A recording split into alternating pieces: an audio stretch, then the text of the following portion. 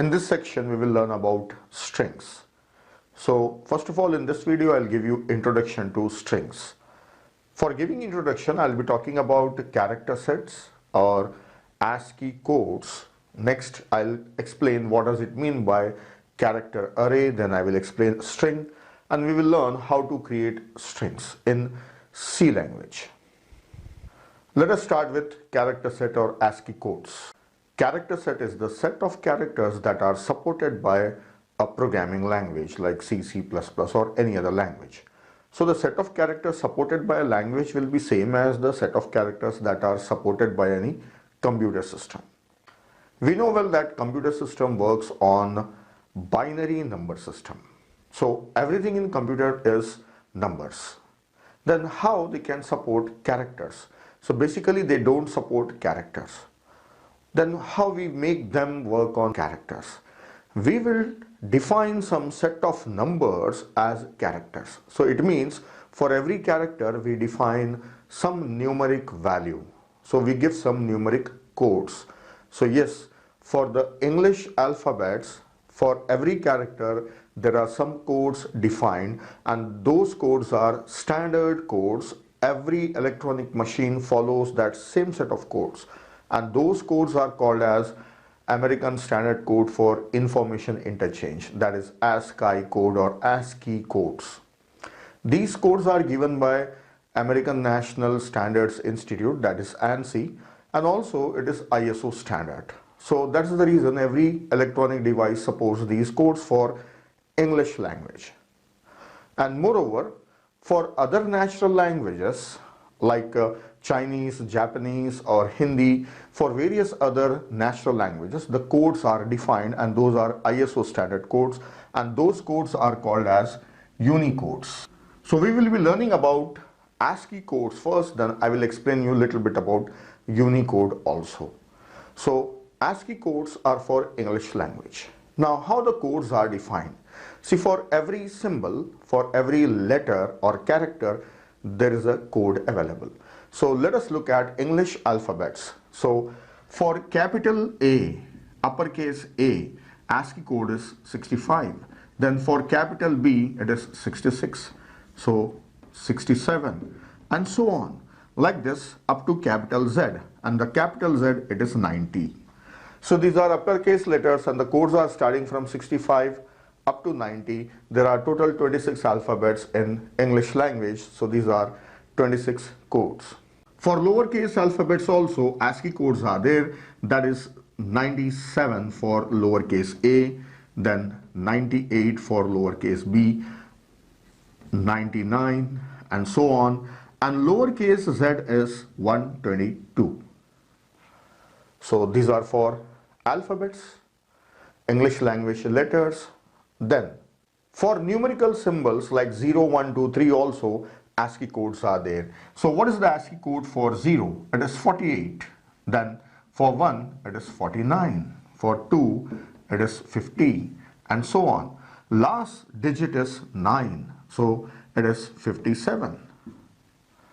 So these are the codes for numerical symbols. Now basically if you see what all the symbols that you find on keyboard, that forms a character set, and for every symbol on the keyboard there is some ASCII code available. Now the other symbols are remaining, like special characters like opening bracket, closing bracket, comma, question mark, plus, minus and star, so on. There are many special characters, so for special characters also symbols are there. Generally we work with these symbols, so I have written the ASCII codes, and you should remember these ASCII codes. For uppercase English alphabets, lowercase, as well as these numeric symbols. And also for enter ASCII code is 10. For space bar ASCII code is 13.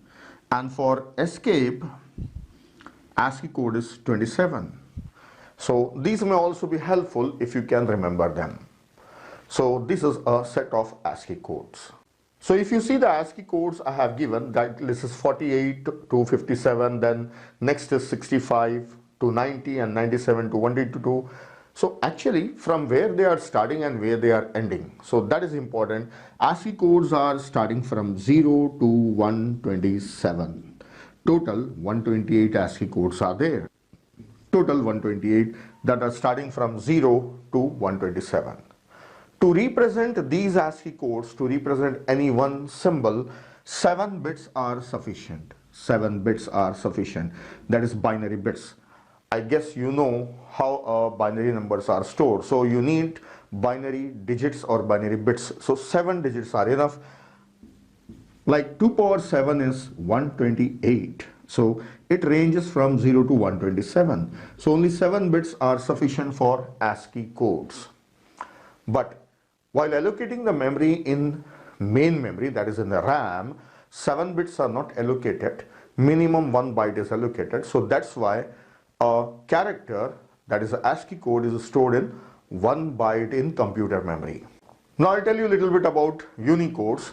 Like Unicodes are for all the languages. So ASCII codes become the subset of Unicode. So like English is also one of the language, so it becomes subset of Unicodes. Unicodes takes 2 bytes of memory. 2 bytes, that is 16 bits. Right? So because it is supporting all natural languages, and this 16 bits can be represented in the form of hexadecimal codes. So hexadecimal codes are represented in 4 bits. So these are represented in 4 bits hexadecimals, right? That is 4 4 16. So these ASCII codes are represented in hexadecimal form in 4 digits of hexadecimal. Like for example, C035. So these are 4 digits of hexadecimal.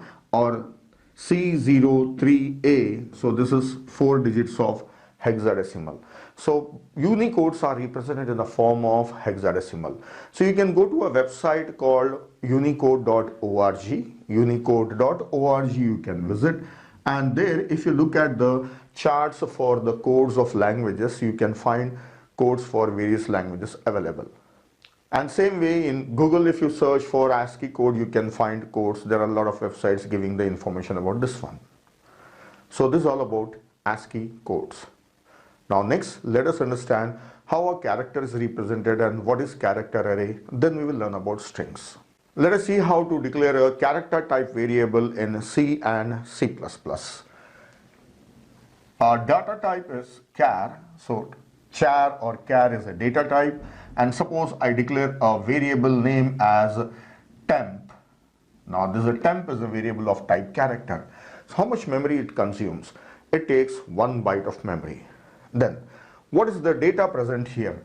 There is nothing present here. So temp is just 1 byte.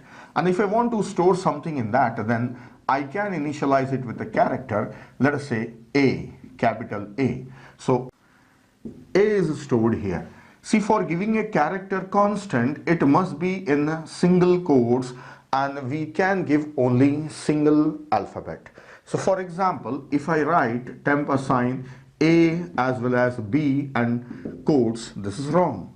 And if I write A, simply A, this is also wrong. If I write temp A, if I use double quotes, then also it's wrong. So it should be in single quotes, and we should have only one single alphabet, then that will be stored here. Now, what actually is stored in the memory? Actually inside the memory, value 65 is stored. It's 65. It's not A, right? A is not represented in computer memory. 65 is stored. Then next, how to print this alphabet? I can use printf for printing that alphabet. Printf percentile C and temp, that variable name temp. Now the value of temp is 65. So actually printf should print 65, but we have given a control character as C, so it will print letter A on the screen. Instead of C, if I make it as a D, then decimal number, that is integer type, so it will display 65 on the screen. So with this you can understand basically it is 65. As we said that we want this in character form, so printf will print that in A.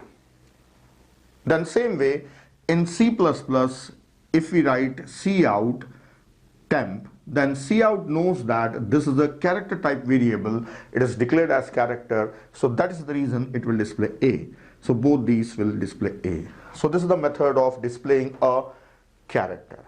So this is about the character, declaration of a character and initialization of a character, and even I can initialize it here directly, right? Instead of initializing it later, I can declare as well as initialize it. Now next thing we will see what is character array, how I can create an array of characters. For creating an array of characters, just like any other array, I will take an array name as X, and this is an array. Mention the size. So array of size 5 characters will be created. Now can I initialize this one? Yes. So I will take the same name here. I will not change the name. So I can set the name as X and size is 5. And if I want to initialize, I can give alphabets. This is declaration plus initialization. So an array will be created with a name X, and it will have alphabets A, B, C, D, E. Actually, their ASCII codes will be present in that array. Then, third method, I can create an array without giving any size. So, A, B. So, same type of array will be created of size 5 and initialized with all these alphabets. I have not mentioned the size. Size will be taken depending on the number of alphabets I am assigning. And one more method, I can create an array by either mentioning or not mentioning the size. I will write 65, 66. So these are the ASCII codes for these alphabets. So the same thing will appear. Same array will be created. Because 65 is for capital letter A and 66 for B and so on. So same array will be created. So all these three methods, same array will be created. Now I will create one more array. I'll create an array char of size 5, and I will mention only 2 alphabets, right? So now the array that is created, only alphabet A, B are stored, so these are all zeros, initialized with 0. So the set of characters are till here only, but the array size is total 5. I have only 2 alphabets. So yes, it is possible. So then I should know till where I have kept the characters. So it is just like a normal integer array. Array size may be 100, but you are having only 15 elements or 10 elements in that. So same as that one, array of characters of size 5, but I have only 2 valid alphabets. Rest of the places are empty, vacant, not in use. This is possible. Now next I will carry on with the same example here, and I will explain you what are strings. I want to store a name in an array. So I will create an array of characters. Then let us call the array name as name, and let us give it as size as 10, and here I will store name. Name is John. Array of size 10 is created, and in that John is stored. So John, only 4 alphabets. Rest of them are all zeros. Yes, this is character array or array of characters. Array of characters, right? So this is array of characters having name John. So array of characters is nothing but a string, right? It's a string. For storing names, for storing the words or sentences or paras, we need string, right? It is nothing but set of characters. So string is nothing but a set of characters basically. So a name is a string. But now the problem, let us understand more about string. See here, the size of an array is 10, but the string size is only 4 alphabets. Then how do I know where this string is ending? So that is the important thing. When the size of an array may be larger, but you are having only part of it as a string, then we need to know till where we have a string. So we should know either the length of a string, or we should have the end point of a string. So yes, in C and C++, it is marked with null character, that is /0. This /0. This is a null symbol or a string delimiter or end of the string character. It is called as string delimiter or end of the string character or null character, or also we call it as string terminator, right? So that's it. This is used to show the end of a string, end of string marker. So in C++, strings are delimited with null character, that is /0. But whereas in other language like Java, strings will not have /0. Then how to know how many alphabets are valid? So that is known with the help of length. So this is length. Length is how much? 4. So in Java, string length is known, or the size of a string is known by its length.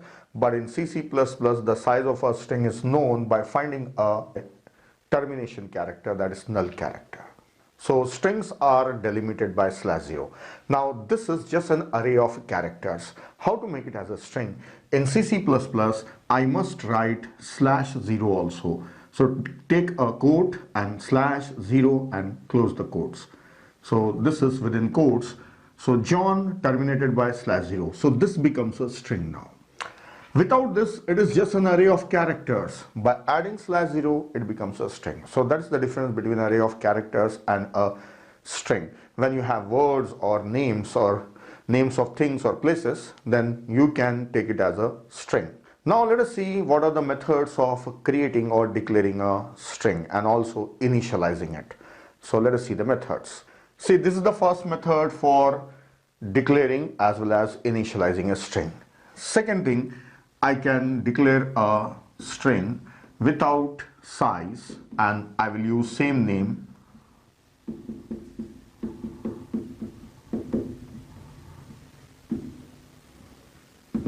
This is another way. Just the difference is I have not given the size. Then what will be the size of this array? 1, 2, 3, 4, 5.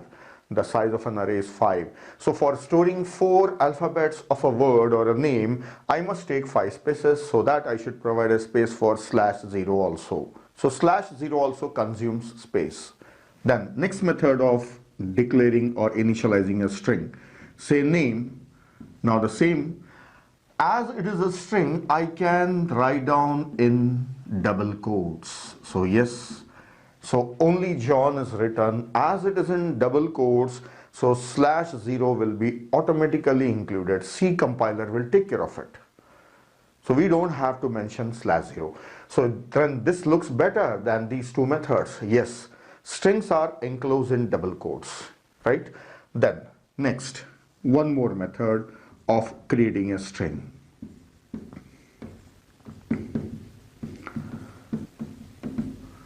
This is a character pointer. Yes, this is a character pointer. Then where this string will be created? Now the speciality of this one is this string will be automatically created in heap.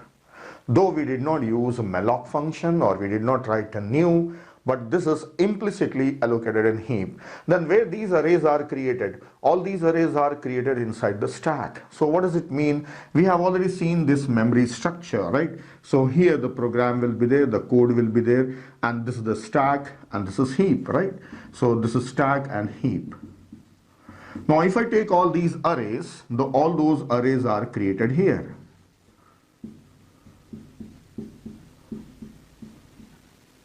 They are created like this. If I take the example of this one, then what about this? I'll just change the name. I'll make it as just n, and this is inside heap, right? So I have changed the name n. Now if you look at this one, then this is n, and this string is created inside heap along with the /0, and n is pointing there. So n is a character pointer pointing on this string. So this is the difference. So if you create these are all created inside the stack, right, which is directly accessible to a program. This is created in heap, so this is indirectly accessible using a pointer. So this is created in heap. So automatic compiler will create this string inside heap and pointer will point there. Now let me talk about printf and cout or scanf, little bit about this one. So to learn how to display this string and how that printf works. This is a string. I am taking this string. The array size is 10 and it is having a string of size 4 and including /0 is also there. Then if I use printf, say printf I want to print this entire string, that is whole name, complete name. So say S. So this control character S is for string, percentile S. Then here I should just mention name. So that is name of an array. Yes, you can just give the name of an array, a string will be displayed. So it is not possible for any other type of array. Remember this, it's not for integer or float, like just you are giving the name and it is displaying the entire array. No.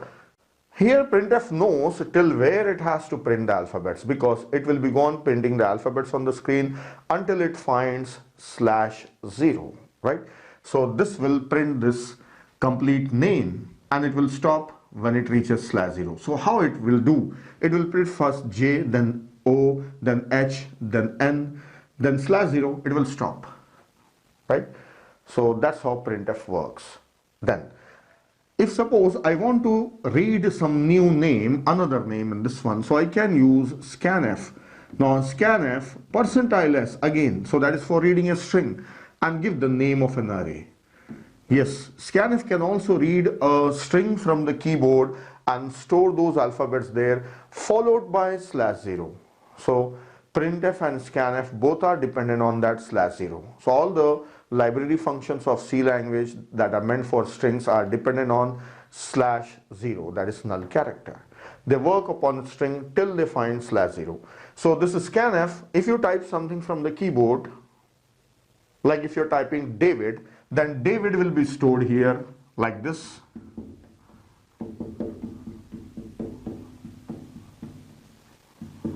Then followed by that, it will add /0. Thus, scanf will store /0 by itself, right? So we don't have to type /0 also from the keyboard. Just you type David like this and hit enter. It will store that. Then similarly, scene and cout also works in the same way upon a string, that is character array with a /0. Now one last thing. This is scanf.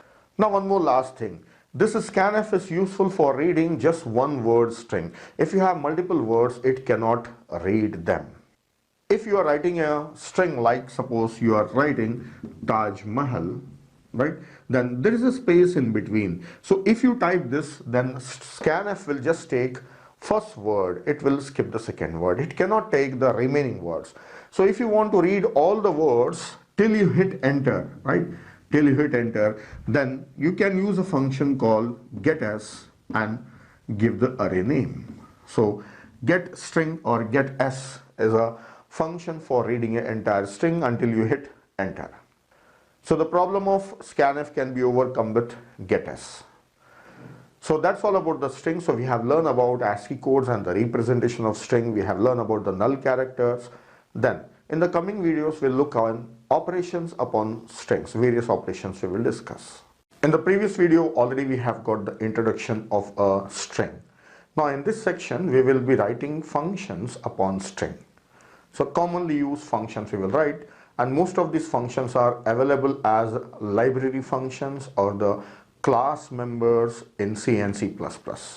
So we will learn how these functions work so that if required, we can develop our own logic for performing any operation which is not available. So let us start with the first operation, that is finding the length of a string. So already I have an example string here. We want to find out length. Length means the number of characters present in a string. So for finding the number of characters in this array or a string, we have to count all the characters until we reach /0. Like 0, 1, 2, 3, 4, 5, 6, at 7 we got /0, means there are total 7 characters. The length of a string is 7. 1, 2, 3, 4, 5, 6, 7. There are 7 alphabets, right? As the indices are starting from 0 onwards, so at 7 we have /0. So this is how we count. If I raise a question, why don't we know the length of an array? Array size is 8, right? 0 to 7, 8 minus 1 is the size of a string. But already in the previous video I said that the length of an array can be anything. The size of an array can be bigger than the size of a string. So how do we know till where we have a string? So we identify it by /0. So yes, the method for finding a length of a string is we have to find /0. So let us take, so the procedure is very simple. Just we have to scan through this array of characters until we reach /0. So we have to traverse this one. So for that, we can take a integer pointer I and we can go on looking at the character for /0. Is it /0? No. Then move to the next. Is it /0? Is it /0? No. Yes, we got a /0, that is null character. So stop there. So till at whichever index we have stopped, that is the length of a string. That's it. So I will write on the piece of program code, and this finding the length logic is very important. We perform all other operations in a similar way. So let us write on a main function directly. I will write on here. Here first I will create a string. Char, string name is S. So I will take a pointer and I will write a string that is welcome. No need of /0 because it is enclosed in double quotes. So C language or C++ compiler will create this as this type of array along with /0. It will fill that null character. Now I have to scan through this. So for that I may need a variable that is I. Then using a for loop I can scan through this. So for I assign 0 and every time I plus plus. But how long I should continue? When I should stop? When this S of I or S of I is /0, that is null character, I should stop. So if it is not equal to null character, I should continue. So here the condition should be S of I not equal to null character. That's it. So this for loop will start from 0 and go on incrementing, and it will stop when it has reached this null character. So this is the for loop. Now what I have to do in this one? I don't have to do anything. It is empty because just I am finding length. Yes. So it has to remain empty only. Now once we come out of this for loop, the value of I will show the length of a string. So where I will be stopping, it will be stopping here. So what is the value here, index here? I value is 7. So length of a string is 7. So here I will printf. So printf length is %di. So I is the length of a string. That's all. This is the end of the main function. So I can write return 0 and stop. This is the code or a function for finding the length of a string. That's it. I will not give a demo for this one. So this is a student exercise. You have to do it by yourself. You write down this code and test it. In C or C++, anywhere you can write on this piece of code and check it. That's all. So similarly, we will look at other simple operations on string in coming videos. In this video, we will see how to change the case of alphabets, that is cases from lowercase to uppercase, uppercase to lowercase of characters in a string. So here I have an example. I have a string that is welcome. This is all in capital letters or upper cases. I want to change those alphabets to lower cases. So how it is possible? Let us see. See, already we have seen the ASCII codes for alphabets. Capital A ASCII code is 65 and B's ASCII code is 66 and so on, and capital Z ASCII code is 90. Similarly, we have seen ASCII codes for lower cases also, that is 97 and this is 98 and so on, up to lowercase z is 122. We know these cases. So it means when it is capital W, I have to change it to lowercase w. So if suppose it is uppercase A, I want to convert into lowercase a.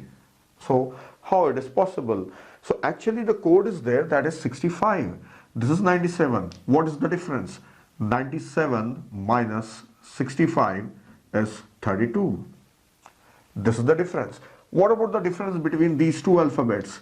98 minus 66 is again 32. Oh, so it means that uppercase and lowercase letters difference is 32. Yes. So it means, so similarly, capital Z and a small letter z, if I take, that is 122 minus 90 is 32. So yes, so it means that the difference between uppercase to lowercase is of 32. If it is uppercase, in that if I add 32, then I'll get a lowercase ASCII code. So is it possible to add numbers to alphabets? Yes, actually the alphabets or letters are nothing but codes. They are numeric codes, right? For a programmer or for the user, it is visible as W, but actually it is ASCII code inside the main memory. So yes, I can modify it by adding some number. So how to convert from uppercase to lowercase? Add 32.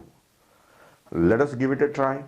I will add 32 in all these alphabets starting from index 0 onwards. So these are the indices, right? Starting from index 0 up to the end of a string, I will add 32 all of them, as already those are in uppercases. So already you should know what is the present case. Then you can change the cases. So let me write down the procedure for converting the cases. I should scan through all these alphabets. So for that I need a for loop. So I will declare a variable I. So for I assign 0, and I should stop when it is /0. I have given the name of a string as A. So as long as A of I is not equal to null character, I should increment A. Then what I should do every time? Every time at each place, here I should add 32. So at A of I should add A of I plus 32. So 32 code is added, so it will become a lowercase. Then after finishing this, I will print the string. So printf %s, I will print a string A. That's it. I can get a display of lowercase alphabets for a string welcome.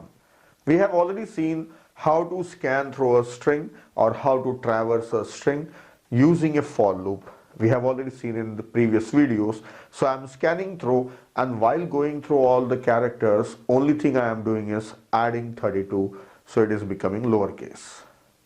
So similarly, if I subtract 32, it will become uppercase if the string was already in lower cases. So yes, you can change the case by adding or subtracting 32. Now next thing I will show you how to toggle the cases. Toggle the case means if it is lowercase, I will change it to uppercase. If it is upper, I will change it to lowercase. So let us look at how to toggle the cases of alphabets in a string. I have these alphabets. Some are in lower cases and some are in upper cases, like E and C are in uppercase. Rest of them are in lower cases. So whichever are in lower case, I will change them into uppercase and uppercase to lowercase. So it is simple. If it is upper, I have to add 32. If it is lower, I have to subtract 32. So for that, I should scan through this whole string. So for scanning through a string, I need a for loop. Already I have a for loop. Now in this string, inside this for loop, I will modify the alphabets. So here what I have to do, check if it is uppercase. So first check if it is uppercase. So I can write a condition here that if A of I is, when it is uppercase, from 65 to 90. If A of I is greater than or equal to, I can write 65, and A of I is less than or equal to 90. So this means it is uppercase. So change it to lowercase. By adding 32, I can change it to lowercase. So for addition, I can use this symbol also, that is assignment addition operation, and I will add 32. If it is not uppercase, else. Check if it is lowercase. If it is lowercase, then change it to upper by subtracting 32. So I should not simply write else, I should check the condition that if it is lowercase. So when it is lowercase, if it is in between 97 to 122, so greater than or equal to 97. So instead of writing 97, I can write alphabet also in single quotes. So it is 97, and A of I is less than or equal to 122. If so, then I should change this by subtracting 32. Yes, this loop will toggle the cases. If it is uppercase, lowercase, but don't change it again. If it is not uppercase, check if it is lowercase and change the case. Now one more important thing in this one is that if there are other symbols other than alphabets, they will be untouched. They will not be modified. Like suppose here instead of E, I have letter symbol 5. That is 5. So it remains 5 only. It will not be changed. So if it is 5, then it remains 5 only because it doesn't come under this range or this range.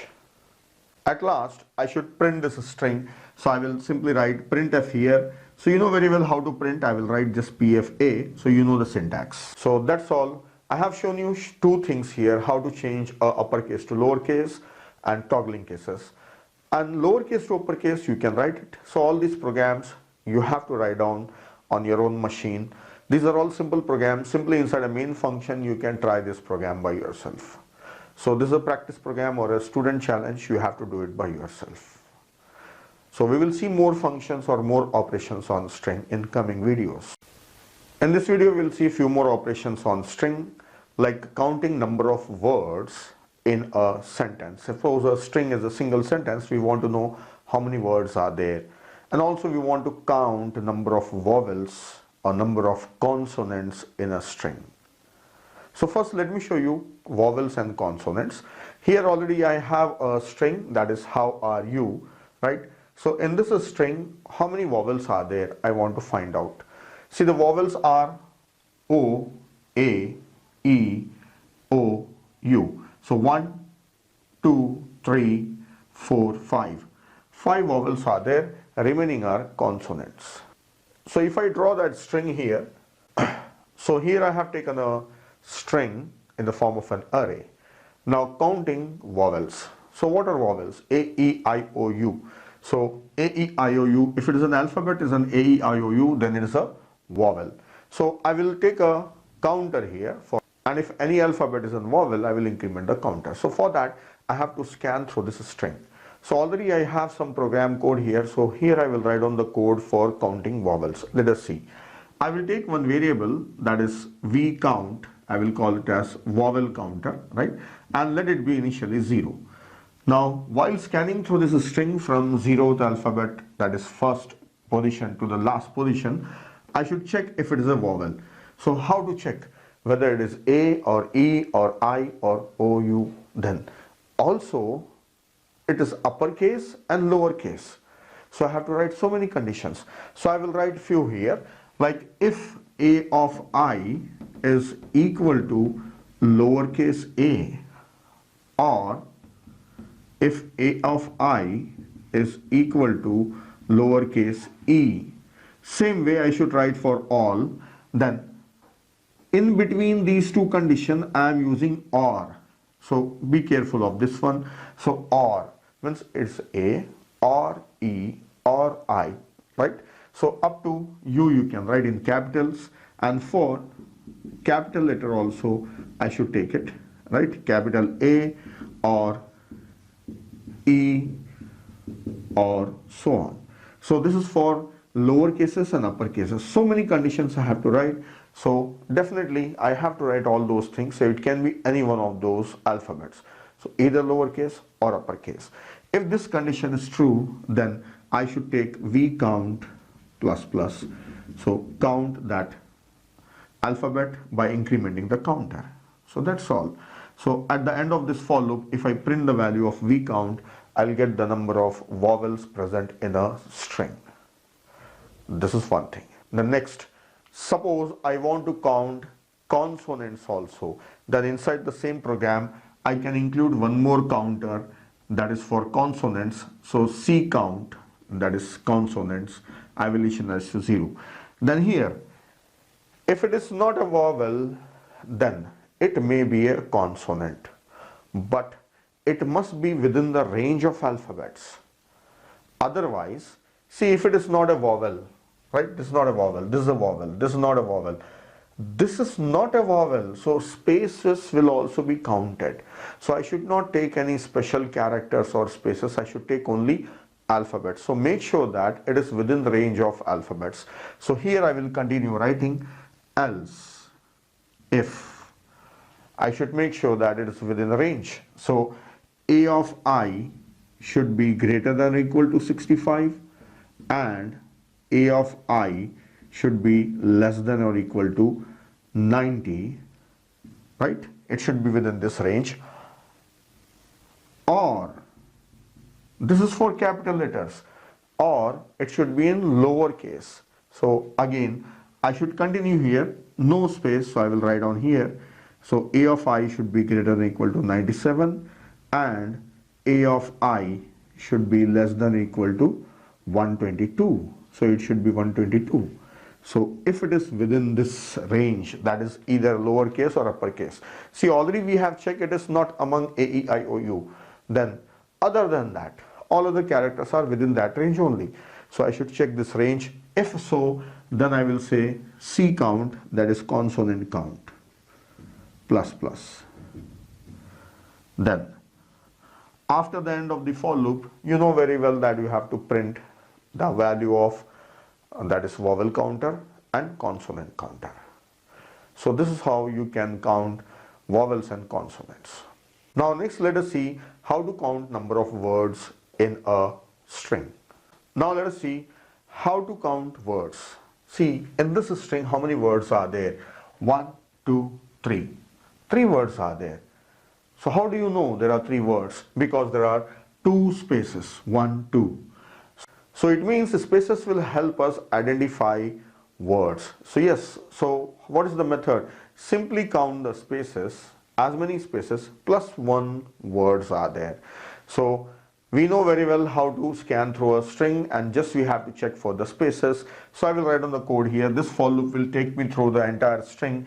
Then every time I check that if a of I, if it is equal to a space. If it is space, then word plus plus. So already I have taken a variable called word, and that word plus plus, it will count the number of spaces. And after this for loop, I can printf percentile d, that is number of words that we are finding out. So that should be word plus 1, because word has given me number of spaces. Actually I have counted spaces. Then that plus 1 will give me number of words. Or else if you don't want to add it afterwards, then you can start from 1 here. Now as many spaces we have, that many times this word will increment. So there are 2 spaces, so 2 times it will increment. Already 1 we have. So total 3 words are there. Now one more thing in this one. If suppose more than 1 spaces are there, how it is possible? See, how space R space, suppose this is not there, then U is there. So there are 3 spaces, then U. So if that U, I count it as a word, then total how many words are there? Only 3 words are there. But in my program, if I count the spaces, 1, 2, 3, 4, and plus 1 I am doing. So 5 words are there. So that is wrong. Then how to deal with these excess spaces? So when you have continuous set of spaces, it is actually called as white space. It's called as white space. So if there are any white spaces, I should check that also. So let us see how to do that. See, this is 1 space I have counted. This is 1 space I have counted.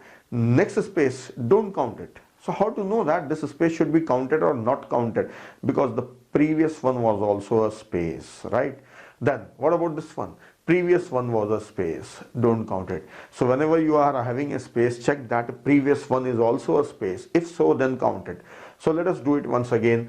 This is space, previous one is not a space. This is space, previous one is not a space. So count it. This one, previous one is space, don't count. Previous one space, don't count. So here, along with this condition, I should check that if a of I is equal to space and a of I minus 1, that is previous alphabet, should not be a space, right? It's not a space. If so, then word plus plus. So extra condition. So it will take care of white spaces also. That's it. Then print the number of words here. So this is the procedure for considering white spaces also. So we have seen counting vowels, consonants, and the number of words in a string. This is a simple exercise, simplest thing, but I have explained it. So you can do this one by yourself. So you have to write this program as a student exercise. So try it on your PC. That's all. Try this program. We will see more operations on string in coming videos.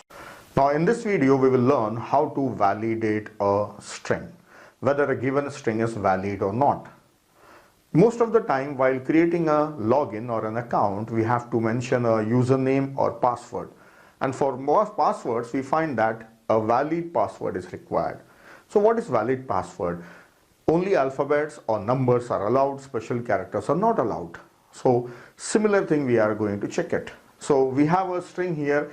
Now in this string, only alphabets and numbers are there. So it is a valid string. If any special character is there, then it is invalid. For example, I will change one of the alphabet. I'll make it as a question mark. Like this is a special character.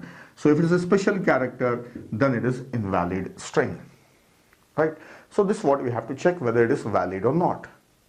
So there are two methods. One is a simple method that I am going to show you. Second method is using regular expressions. So if you want to learn about regular expression, you can learn and use it. Even in C++ programs, you can use that. Now let us follow the basic method.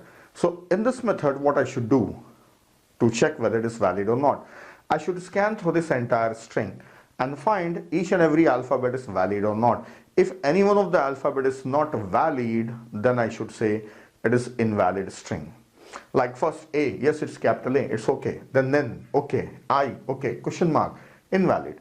So stop, I don't have to check the rest. If suppose this was valid, it was L earlier, so it's valid, reach the end, so true, its string is valid string, right? So for performing this procedure, I should scan through the string and check for each and every alphabet. So let us write on a function for that one. Instead of writing inside the main function, I will write it as a function. So let us check it. I'll change it to question mark, it is invalid, right? So I'll write a function name is valid, right? And it will take a string as a parameter, so character and star name. So that will appear here, and it should return whether it is true or false, means valid or not. So if it is valid, it will return 1, otherwise it will return 0. Then what I have to do in this one, I should scan through this string. So for that I will take a variable I, and using a for loop I will scan through this. For I assign 0, and as long as name of I is not equal to null character, continue I++. Then each time I should check whether an alphabet is valid or not. So for being valid, it should be within a range of capital letters, small letters or numbers. If it is not, then it is invalid. So here I will write on the conditions, just watch the condition. If name of I is greater than or equal to 65 and name of I is less than equal to 90. So what is this? This is for valid range. Yes, it is valid range, valid uppercases. But I have to check for invalid. So instead of taking this, I should say not of this, means it is not in this one. If it is not in this one, if it is not in this one, then it is invalid, right? But other ranges are also there, lower cases are also there. So I should write, and I should check for the next set of characters, that is small letters.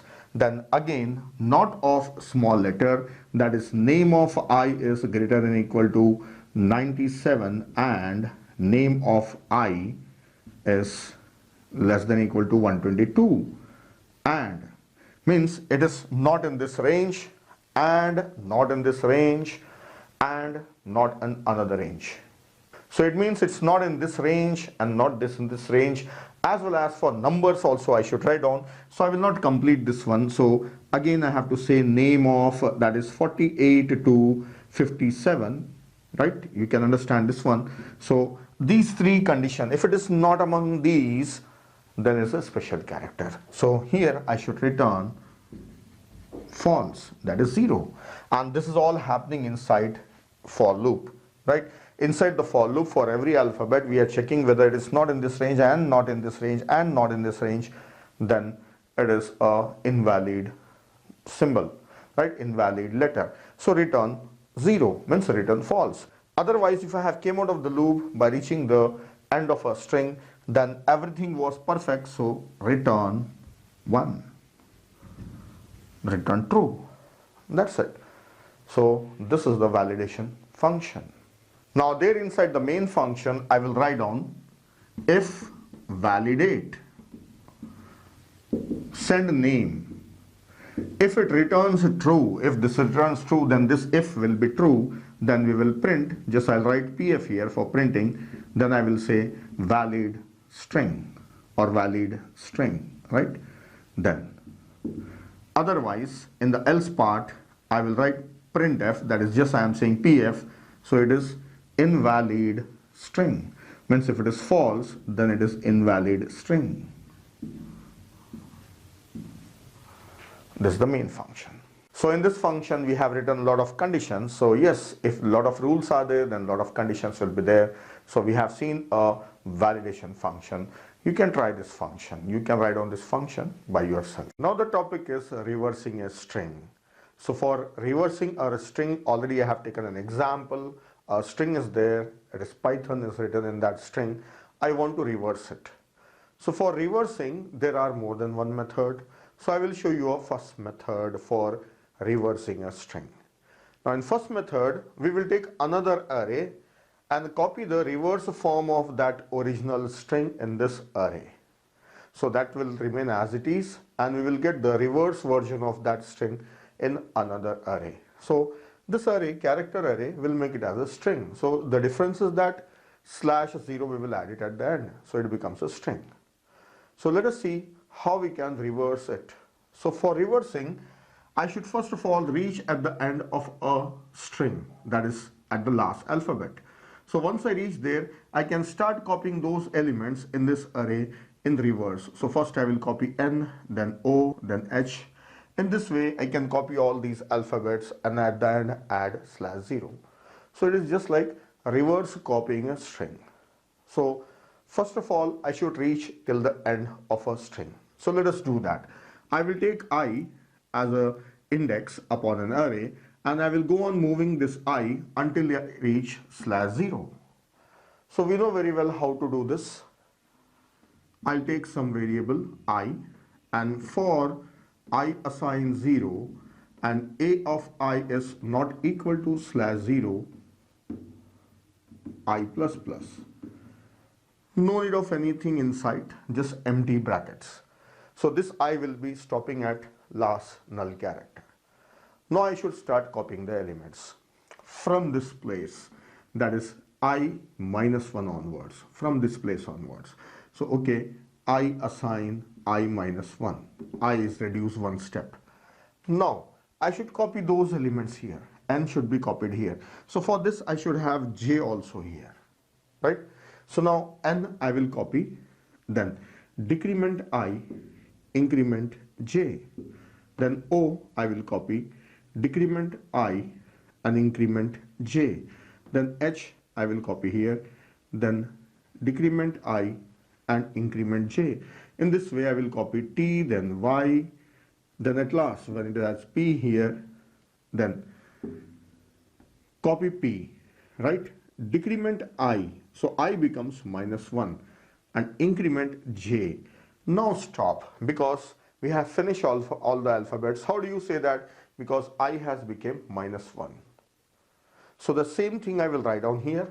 So I need one more thing, that is J, that should start from 0 onwards. And how long I should continue? As long as I is greater than or equal to 0. And every time I should do I minus minus, comma, J plus plus. Then what I was doing, copying an alphabet from array A to array B, array A to array B, right? So inside B of J, I should copy A of I. See, initially when I was here, if you look at this, J was here, copy the element of A of I in B of J. So B of J assign A of I.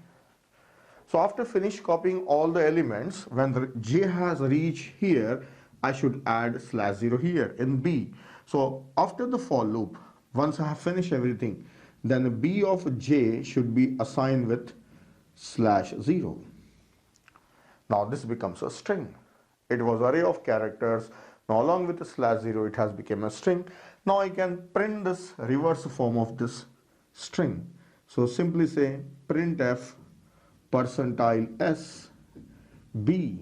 This will print a reverse form of a string. So this is first method. In this method we have reverse copied a string in another array. That's all. So you can try this program. You can take a string and one more character array and you can write on this code and check it by yourself. Now second method I will show you how to reverse a string using second method. So I'll remove this and I'll explain you. Now let us look at the second method for reversing a string. In this method we don't require any extra array. Same string we will modify. And one more thing you should know that in some C++ compilers, means the recent compilers, latest compilers, strings are not mutable. They cannot be changed. Instead of array, if you take it as a pointer, then those strings cannot be modified. So make sure that you are taking a mutable string. So in C++, declare a string with array of characters. So make it as array. Then it is mutable. So we will modify the same string. Now let us come to the procedure. How to do this one? So the procedure is, we will exchange the characters, so swap the characters of a string, the first letter with the last letter and the second letter with the second last letter and this letter. In this way we will exchange the characters of a string, right? So for that we have to scan from the left hand side as well as from the right hand side. So for scanning we should know the length to start from the right hand side. So already we know how to find the length. So this is the code I have written. Already I is there. So I have used and making it stand here. So let us do one thing. Instead of I'll just make it as J, right? So let us say this is J. J is pointing at the last position, that is at null character. Now from here I will use I. And let us exchange the characters from starting from this character onwards, right? As long as I is less than J. Once they meet or once they cross each other, let us stop. So let us do this and write on the code for that one. So J should start from one step less. So let us decrement J. J assign J minus 1. Now J is here. So using a for loop, we can make them move and copy the element. So let us say N comes here and P goes there. So we have to swap the alphabets. So this can be done in a for loop.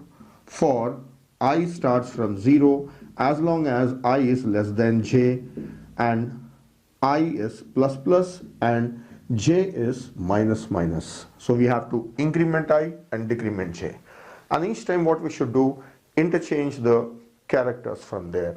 So for swapping, I need some variable. So let us take a character type variable T, and with the help of this T we will exchange. A of I value is exchanged with A of J. So first of all take it in T, then A of I assign A of J, right? Then A of J assign with T. So this for loop will exchange the two alphabets and move I, increment I and decrement J. So let us do it. Next I will increment and J will decrement. So O comes here, Y goes there. Then I increments and J decrements. So interchange this. H comes here and T goes there. Then I increments and J decrements. Now stop, because I has become greater than J. So this will continue as long as I is less than J. Then I don't have to write /0, it's already there. We have not disturbed it. It is in its own place. So simply if I print this one, I get a reverse string. Printf percentile s, that is A. That's it. See, we have not used this another array, so I will remove that. We have used just T as a character. So this is the method for reversing a string without using another array. So we have seen two methods. Even this method is a student exercise, so you have to write down this code and try it. That's all in this video. We'll look at few more operations on string in next videos. In this video we will learn how to compare two strings. as well as I'll explain you what does it mean by palindrome, and also explain you how to find whether a string is a palindrome or not. So first let us look at how to compare two strings. So for example, I have taken two strings here, like one is painter and another one is painting. So if you look at these strings, P-A-I-N-T, till here they are equal, and here E and I, they are different. So that's what we need a method to know whether these are same or different, whether two strings are same or different. So let us see how to compare them, then I will show you what should be the result. Let us start. For comparing them, I should scan one letter at a time from both the strings. So I will take I here and J here. Now using this first I and J, I will check first alphabet. Yes, it is same. Both are capital P. Yes, exactly same. The next, move I and move J. These are also same. So in this way, I should move ahead if they are same, right? So these are same. Then compare with N, they are same. T, they are same. Then I moves here and J moves here. Then here if you see, it is E, but it is I. So they are not matching. So no need to continue further. If any one alphabet at corresponding locations it's not matching, then two strings are not same. Yes. Then answer is they are not equal. Okay. But we can also tell which string comes first in dictionary, which comes next. So the one comes first in the dictionary is a smaller string, one comes next is a greater string. So if you check this, which comes first? E comes first. E comes before I. So the ASCII code of E is less than ASCII code of I. So we can say that this string is smaller than this one, right? So even this can be greater than this one also, right? In our example, this is smaller. So here we can compare two strings and the result is whether they are equal, or the first one is smaller or first one is greater. Now one more thing. See, this was the example where the strings were not matching. If they match, then what happens? If they are matching, then what happens? Let me change the string and show you. See, instead of this is painting, this is suppose it is painter. It is painter. Then definitely we'll have /0, right? So let me continue. I here, I, J here, both are equal. Yes, continue. Right? Both are equal. Yes, continue. I will increment and J will also increment. Now we should stop. Why we should stop? Because we have reached /0, right? We have reached /0. We should stop our procedure if we have reached /0, and if both are at /0 means they are matching because they are equal. /0, yes, they are equal. Now earlier I was pointing here and J was pointing here, right? So these are not equal, so we will stop here, and this is painting /0. They are not equal, so we should stop and check. They are not equal. Yes, they are not equal. Then first one is smaller than this one, so we should say first one is smaller. If suppose you have a bigger alphabet here, then say first one is greater. That's all. So the procedure will go on comparing the alphabets one by one, and when it will stop, there are two situations. If a mismatch is found, it will stop, or any one of the string is ending, it will stop. So the procedure is very simple. I will quickly write down the procedure here. I need I as well as J. Then using a for loop, I can start I also from 0 and J also from 0 because both we are starting from here. And how long I should continue? Unless any one of the string is ending. Any one of the string ends, I should stop. So here I should say that A of I is not equal to /0, that is null character, and B of J is not equal to null character. Then no space, so here I will continue. After that, I should increment I as well as increment J. Increment both I and J. That's it. Now inside the loop, what I should do? I should check if they are matching or not. If they are matching, I don't have to do anything. If they are not matching, then I should stop the procedure. So this loop, if A of I is not equal to B of J, then simply stop from this for loop and say break. Come out of this. That's it. Then after coming out of the loop, I should see that whether they are equal wherever I and j are pointing, or first one is greater or first one is smaller. Based on that, I should display a message. So here I will write down the code for that one. See here, if a of I is equal to b of j, print equal. Else, if a of I is less than b of j, then say that first string is smaller, it comes first in a dictionary. So a of I is smaller. So I will simply say smaller because we are comparing the first one with second one. So I will simply say smaller. Else I will say greater. So it means the first string is greater. So this is the procedure. Just using a for loop. See, almost all the procedures on string are just using a for loop. Within a for loop, we have scanned through the entire string.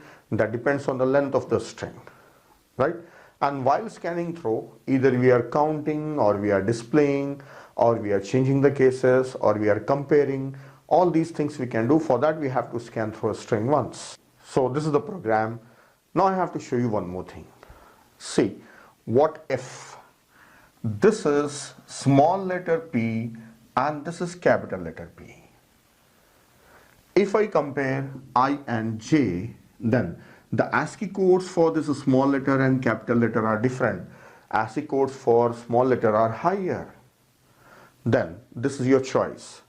Do you want to say that P is just P? Yes. So it means independent of their cases you want to check, so you can check it. So how to do that? First of all, you should know the case of an alphabet. It's a lower case and this uppercase, right? So you change them into any one of the case, both in lowercase or both in uppercase. Then compare them.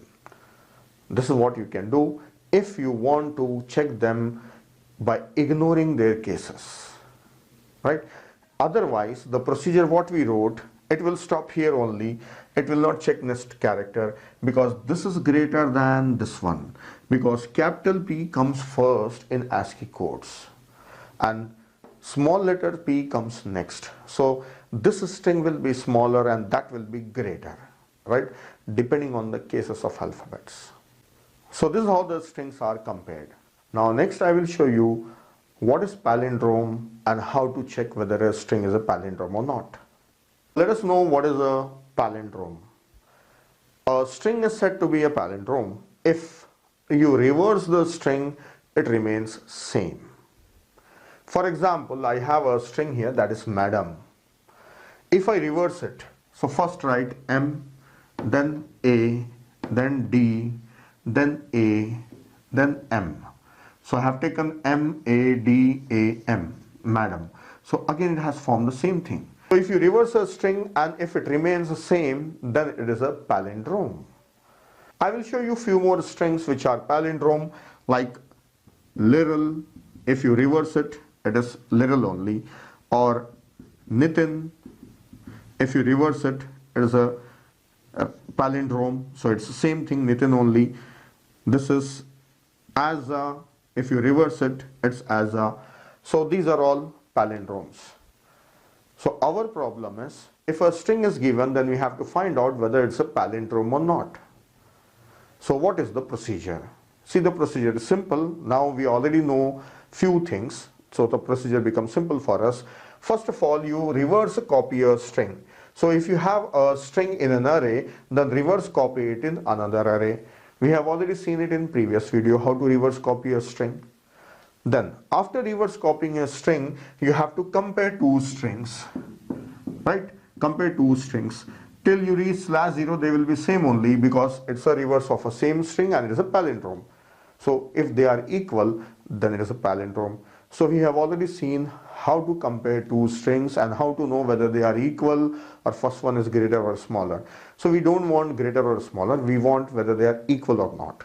So if they are equal, then it's a palindrome. So you take an array A and take an array B. In the B you copy these elements from A in reverse copy it, then compare them. So reverse and compare. Reverse first step and second is compare. Now one more thing. So this is one method I have shown you. Now, is there any way other possible? Yes. How? You can compare the strings, same strings. You don't need another array. Same strings start from here and here. Compare. They are equal. So increment and decrement. They are equal. Increment and decrement. This is same only. So stop. If anywhere it doesn't match, then say that it is not a palindrome. So without taking another array, you can compare the same string from the last, right? So it was just like reverse. In reversing we have done it. We have instead of swapping, you have to check whether the alphabets are same or not. So with the second method, without any extra array, you can find out whether it's a palindrome or not. So here, even I am not writing the code how to do that, because we have already seen these two things. So you write down by taking extra array or without taking extra array, both the programs you write down as a student challenge. Now the topic is finding duplicates in a string. Here is a string. We have to find out, are there any duplicate alphabets in a string. For example, in a given string, I is repeating more than one time, N is repeating more than one time. So we have to find out, are there any alphabets which are repeating more than one time. So this is same as finding duplicate elements in a array of integers, which we have already seen in the topic arrays. So the same thing is for string, that is alphabets we have to check. So there are more than one methods for finding duplicates. We have already seen multiple methods for finding duplicate numbers. Now we will see what are the methods for finding duplicate characters in a string. See, the first method is comparing with other letters. Then second one is using hash table or counting the letters. Then the third one is using bits. Now this method, the first method, is same as what we have learned in arrays, like taking a number and comparing with rest of the numbers in an array. So we will take an alphabet and compare with rest of the alphabets in an array. So the method is same. So I will not explain you in detail. You can refer back to the video finding duplicate elements in an array of integers. Then second method is also similar to the one we have already seen, but there is a little change here. So I will explain this one. Then the third one is the new one, that is using bits, that I will cover in next video. So let us start with the first method, comparing with other elements. Let us see comparing an alphabet with the rest of the alphabets. So the procedure is, we will start scanning the string from left hand side. Let us start from here. First, F. Now we have to check, is there any other F inside a string? If so, we have to count it. So we can take a help of J counter and start checking. Is it F? No. Next character, is it F? No. Is it F? No. Is it equal to this? No. Is this equal to this? No. Is it equal to this? No. We have reached the end. So we have scanned through the rest of the characters in a string. Then F is not found. Next we will move to the next character. Is it same as I? No. Is it same as I? This one? No. Is it same? Yes, it is found. So we found one duplicate. So as I already told you that we should remove this and make it as 0 so that it should not be counted once again. Right? Then check with this one. No. Check it with this one. No. We have reached the end. So we have found one more I. So there are two occurrences of I, this one and the another one that we found. So the similar procedure you can follow. You can check the video once again for finding duplicate elements in an array. Like this method I have shown you. So it's the same method. Only thing is here the alphabets are there and you have to stop when you are reaching null character. Right? And we have also done the analysis for that one. The time taken is order of n square, that is big O of n square. So the same thing, same analysis, same procedure, only these are alphabets, right? So I don't want to elaborate this one. Now let us go to the second method, that is using hash table or counting the occurrences of alphabets. So let us look at hash table. For using hash table, we should have an array to work as an hash table. Now what should be the size of an array? That depends on the numbers that we are storing. So whatever the largest number that we are storing, we need an array of that much size. Yes, so let us see what we are actually going to store. See, we are going to store alphabets and these alphabets are having their ASCII codes. Yes, ASCII code. I have taken all these alphabets as lower cases, so they are in the range of lowercase alphabets. So we should know the ASCII code of all these alphabets. So let me write down ASCII codes. See, ASCII code of D is 100 and F is 102, G is 103, I is 105 and N is 110.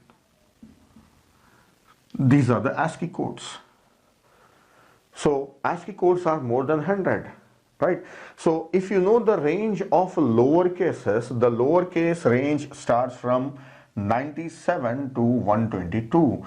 So it means I need an array up to the maximum length of 122, and I will be start using that array from 97 onwards. Means all the elements from 0 to 96 are useless. Why to create that much lengthy array when we know that the first letter lowercase a is 97 and lowercase z is 122? So why can't we call this as a 0, right, and the b as 1 and so on? So this will be 25. So 0 to 25, total 26. So it means an array of size 25 will be sufficient for us. Yes, array of 25 is sufficient.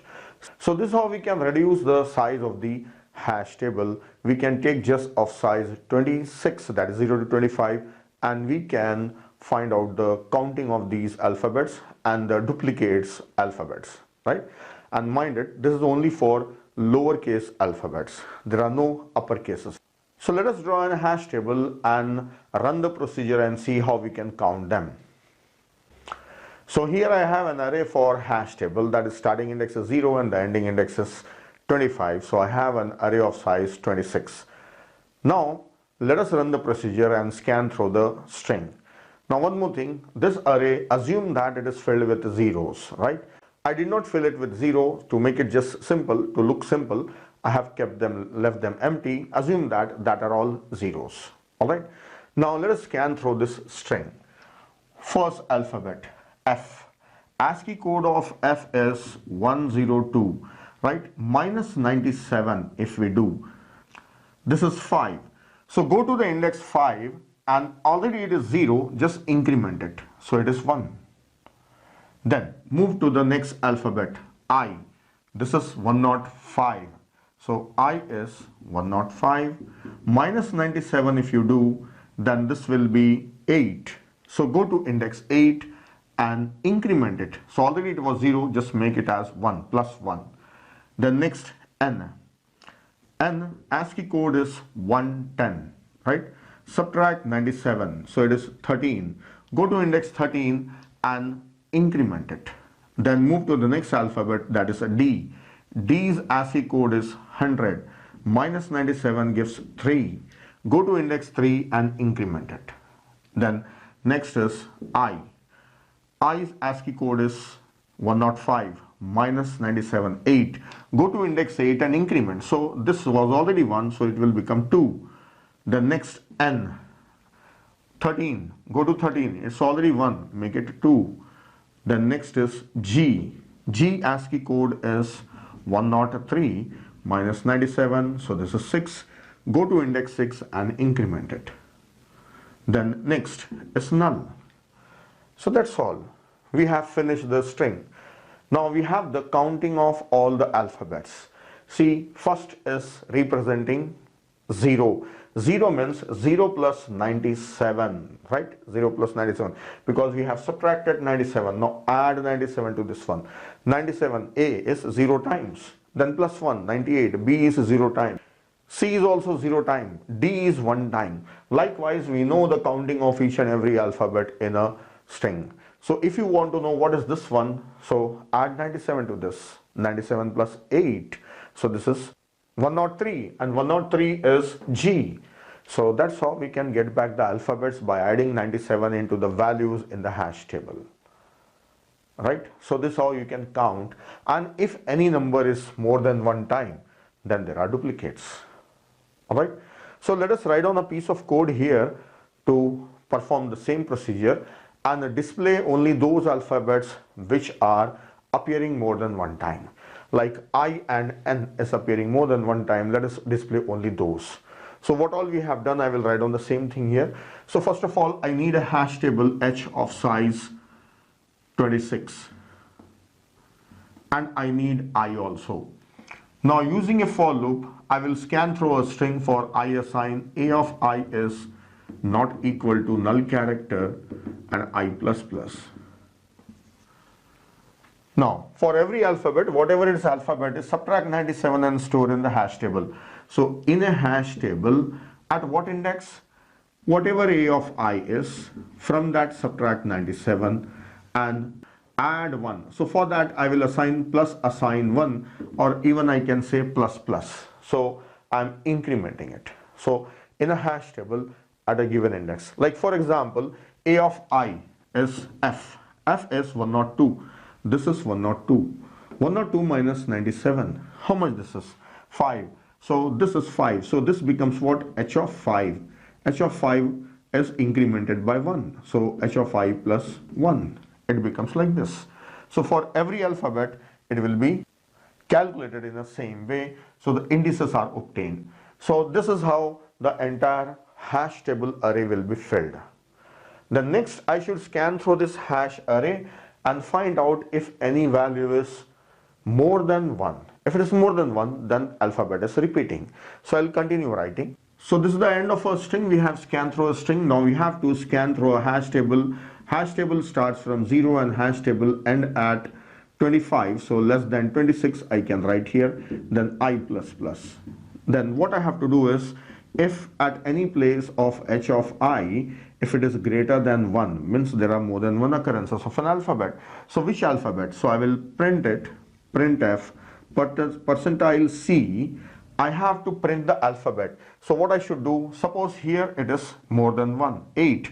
So add 97. So it is 8 plus 97, it is 105, and 105 is I. So this I is repeating more than one time. So I have to add 97 for this index. So whatever the index I is, right now I is pointing here, right? So it is pointing here. So I plus 97, and also how many times it is printing, appearing, I have to print that one also. So printf percentile D, I will print the number of times. So that is h of I gives you the number of times. This will be done only if the value at that hash table is greater than 1. So that's all. This is the procedure. So you can know the alphabets which are appearing more than one time. Duplicates you can find out. Now if we do the analysis, how much time it is taking? We are scanning through this string. So string is linear always. So let us say n. And again we are scanning through this hash table. So this is also linear. So this is also n. As I said that we don't check the sizes. We see that whether the behavior is linear or not. Like the number of alphabets here are a total 7. And hash table size is 26. We don't say that these are different, right? We say that this is linear. So n. This is also linear, n. So this is 2n, 2 times linear. So 2 times linear is also linear. So the time is big O of n. Now this is a student exercise. So you have to write on this program and check it by yourself. There is no demonstration on this one. So you do it by yourself. And one more thing, I have shown only for lowercase alphabets. Now if there are uppercase also, right, or upper and lower cases are mixed, then you have to increase the size of hash table. You may have to take up to size 122. So you try for that one also. So that's all in this video. Now there is one more method, that is using bits, that I will explain you in next video. Yeah, in this video we will see how to find duplicates in a string if any alphabets are repeating. So we have already seen the same thing in previous video. We have learned 2 methods. Now the third method, that is using bits. So in this video we will learn how we can perform the same thing using bits. This method is not just for a string, but it is useful for integer numbers also, but it is more favorable for a string. So let us see this method. So for learning this method, we should have some concepts with us. So let us revise those concepts. Then we will find the duplicate elements in a string. See, the concepts that we should know is bitwise operations. What bitwise operations we should know?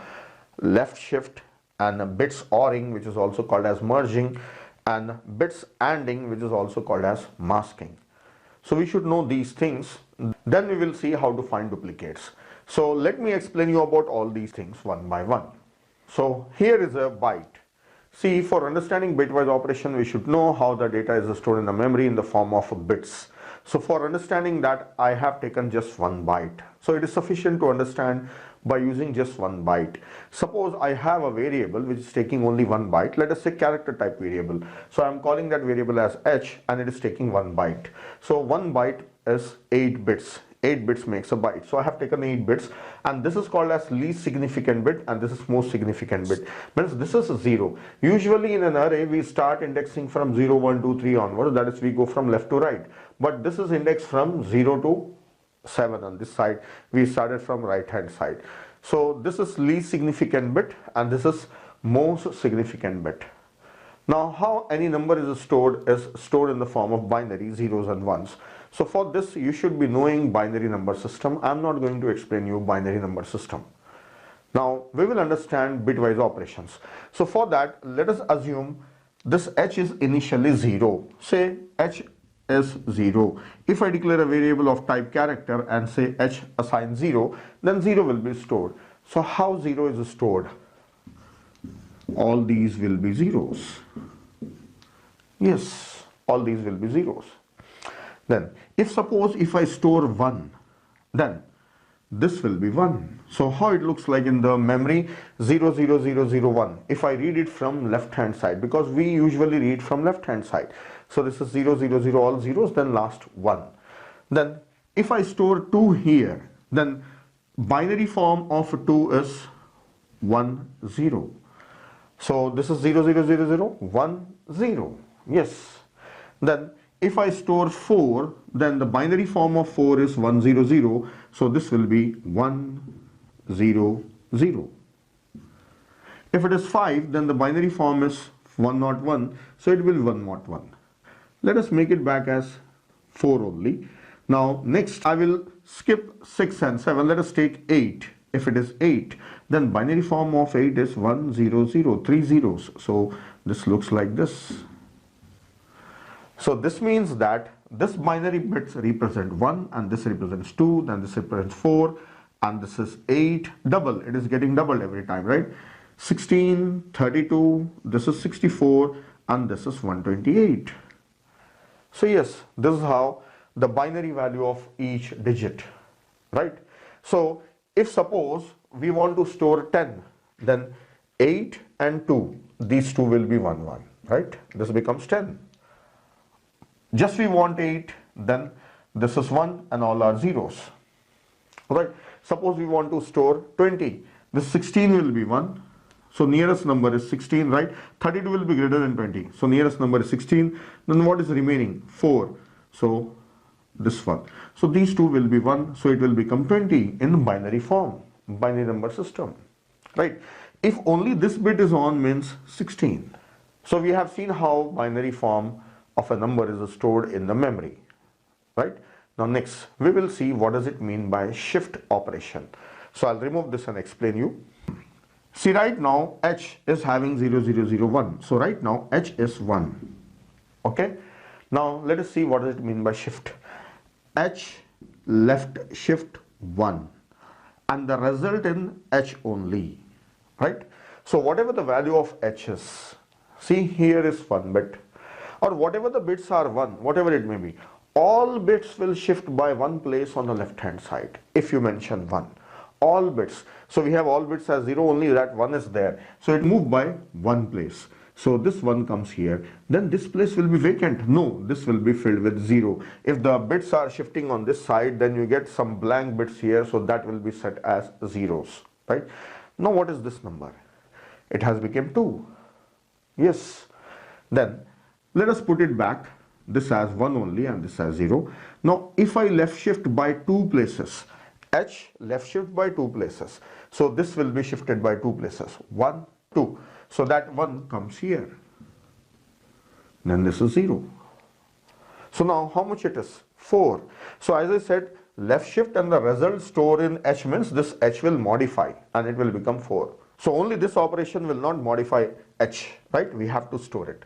Now it means by shifting the number on the left hand side, we are able to increase it multiples of 2 and also the digit is shifting, right? Suppose here I say H left shift by 5. Right now it is 1 here, right? By 5 places. So 1, 2, 3, 4, 5. So it will come here. So what is the number now? See, these are all zeros. Only this is 1. So this is 32. Right? So we can shift the digits. So we can shift all the digits, but we are interested in only one digit, that is 1. So we are looking it through an example 1. So I have explained you shifting. Now I will explain you and ORing. So first let us see ANDing, then I'll explain you ORing. So for explaining AND, I have taken an example. I have taken two variables here, two variables, A is a 10 and B is a 6. So I have taken just four digits of those numbers because these rest of the digits on this side are zeros only. If I write all 8 bits also, they are all zeros. So I am showing only the useful bits, right? So these are last 4 bit and these are last 4 bits. So it is just like 1010 for A, and for B it is 110. So I have used this one also because that makes 4 bits from each side. Now what is AND? If I say A and B, then bits are ANDed. 0 and 0 means false and false, is false only. 1 and 1 means true and true, yes, true only. So 0 and 1 means false and true, is false. Then 1 and 0 means true and false, is false. See, you may be knowing this if you have A, B and you are performing AND. So this is 1, 1 is 1 and 1, 0 is 0 and 0, 1 is also 0. 0 and 0 is also 0. So when you perform AND operation, then this is the result. So but we are performing not logical AND, we are performing bitwise AND, single ampersand. So the ANDing will be done upon the bits of numbers, bits in the memory. So what is the result we got? This is binary form of 2. So it means 10 and 6 is 2. 10 and 6 is 2. So this is AND operation. Next, I'll show you OR operation. Then we'll move ahead. Let us see OR operation. See, same number. I'll remove this. Now, instead of ANDing, we are performing OR operations on a bit. Then OR means what? 0 or 0, 0 only. 1 or 1, 1. 0 or 1 is also 1. 1 or 0 is also 1. Then, how much this is? This is 14 in the decimal number. Binary form it is 1110 and it is 14 in decimal number system.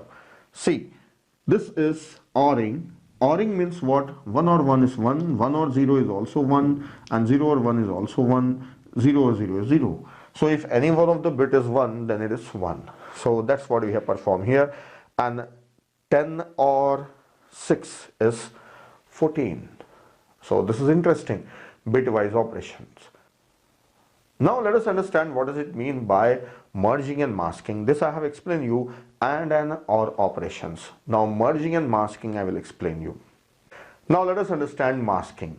See, for explaining masking, I have a variable h of 1 byte size and the value in that one is 16. So 1 is present here, so it is 16. All are zeros. Then I have another variable a in which everything is zeros, right? Now I want to know whether inside h, this bit is on or not. 1, 2, 3. This bit, is it on or not? I just want to know that. So that means third bit, thirdly significant bit. So from here, 3 places. So I will find out whether this is on or not. Right now it is off, right? So how to? Now for explaining masking, I have taken 2 variables, h. H is having all zeros except this one. So the value inside that is 16. So this is 1 byte long, right? So h is having value 16. Then there is one more variable a and it is having 0. Now what does it mean by masking? See, I want to know whether at this place, that is bit 2, 0, 1, 2, right? At this bit, is it 1 or 0? I want to find out that, right? How to find out? Inside h, I want to know whether this bit is on or not. That is 0, 1, 2, second bit, or if I count 1, 2, 3, third bit. So let us call it as 2. I want to know whether that bit 2 is on or not. So how to know that? So I will take the help of A. So inside A, I will write down 1. So this is A assign 1. Then I want to check this one, right?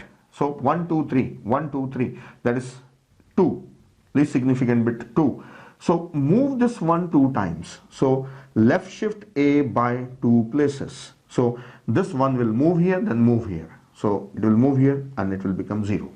Now we have A with 1 moved by 2 places. So what is the value in A now? It is 4.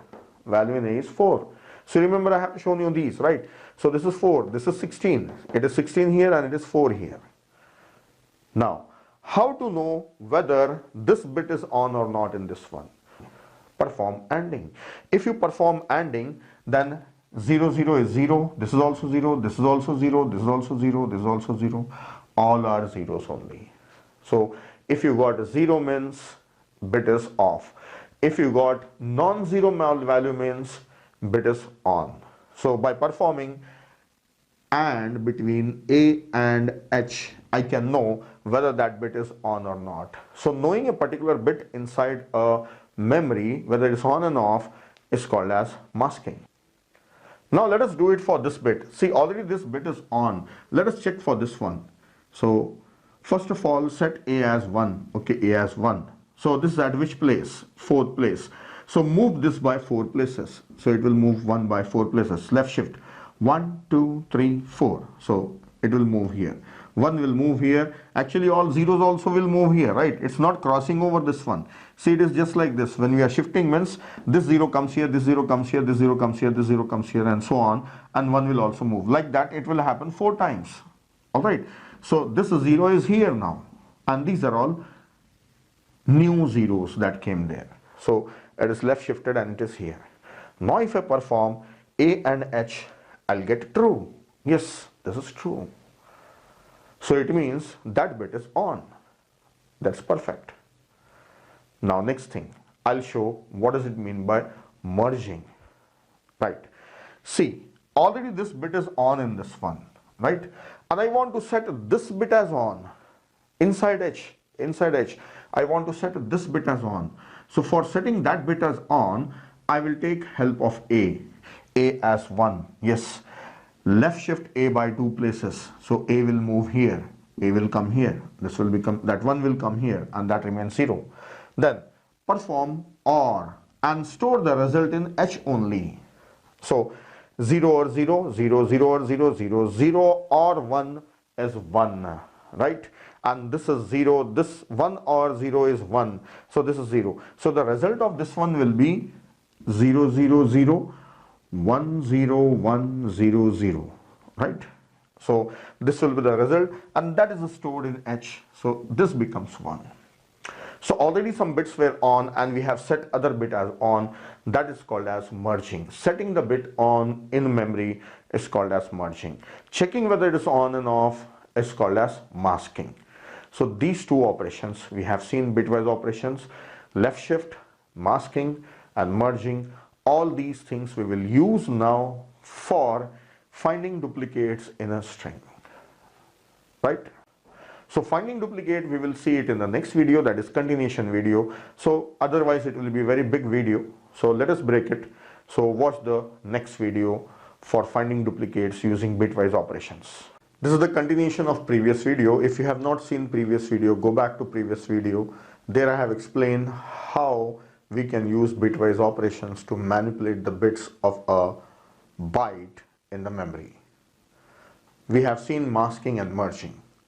Now we will use that masking and merging to find out are there any duplicates in a string. So already we have an example string where I is repeating and N is repeating. So just we can find out are there any duplicates or not, right? We cannot count how many times that element or a character is repeating by using bits. So just we will find out whether the bits are already there or not there. So let us see what we need for this procedure. See, similar to hashing, we need some space. So in hashing, we have taken an array of 26 size. So now we need 26 bits, but we cannot get 26 bits. We get in terms of bytes. So 8 bits makes a byte. So we can get 32 bit. that is larger than this one, right? Otherwise we get 16 bit, that is 2 byte, that will be less than this one. So together 32 bits we can take. So what is 32 bit? So that is 4 bytes. So 4 byte means what? Either it can be an integer or it can be a long integer. So long integer takes 4 bytes. See, we have been assuming that integer takes 2 bytes, right? I was assuming this one. So if integer take 2 bytes, long take 4 byte. But in some compilers of C, C++, integer itself takes 4 bytes. So just an integer is sufficient. You don't have to take long for it. So 32 bits or 4 bytes you can get just using an integer. So I am assuming, as per my assumptions, I am taking long int, right? So that is of 4 bytes. Now what to do with that 4 bytes? So first of all I will draw 4 bytes, then we will discuss. Here I have 4 bytes, right? So this is the least significant byte and this is least significant bit, 0 to 7. Then next byte is 8 to 15 and so on. So this is just like a hash table. In the hash table we have taken a hash table of size 26 in the previous video, right? So here we are having total 32, 0 to 31. So actually we need up to 0 to 25, right? Up to here it is useful. Few bits are extra, that is not an issue. Then all these bits assume that they are set to 0. Yes, they are set to 0. So for this I will take one variable there. I will take one variable long int h and this is initialized with a 0. Yes, so all will be zeros. Now this I will use it for finding duplicate. How? I will scan through a string. For every alphabet I will set the bit on here.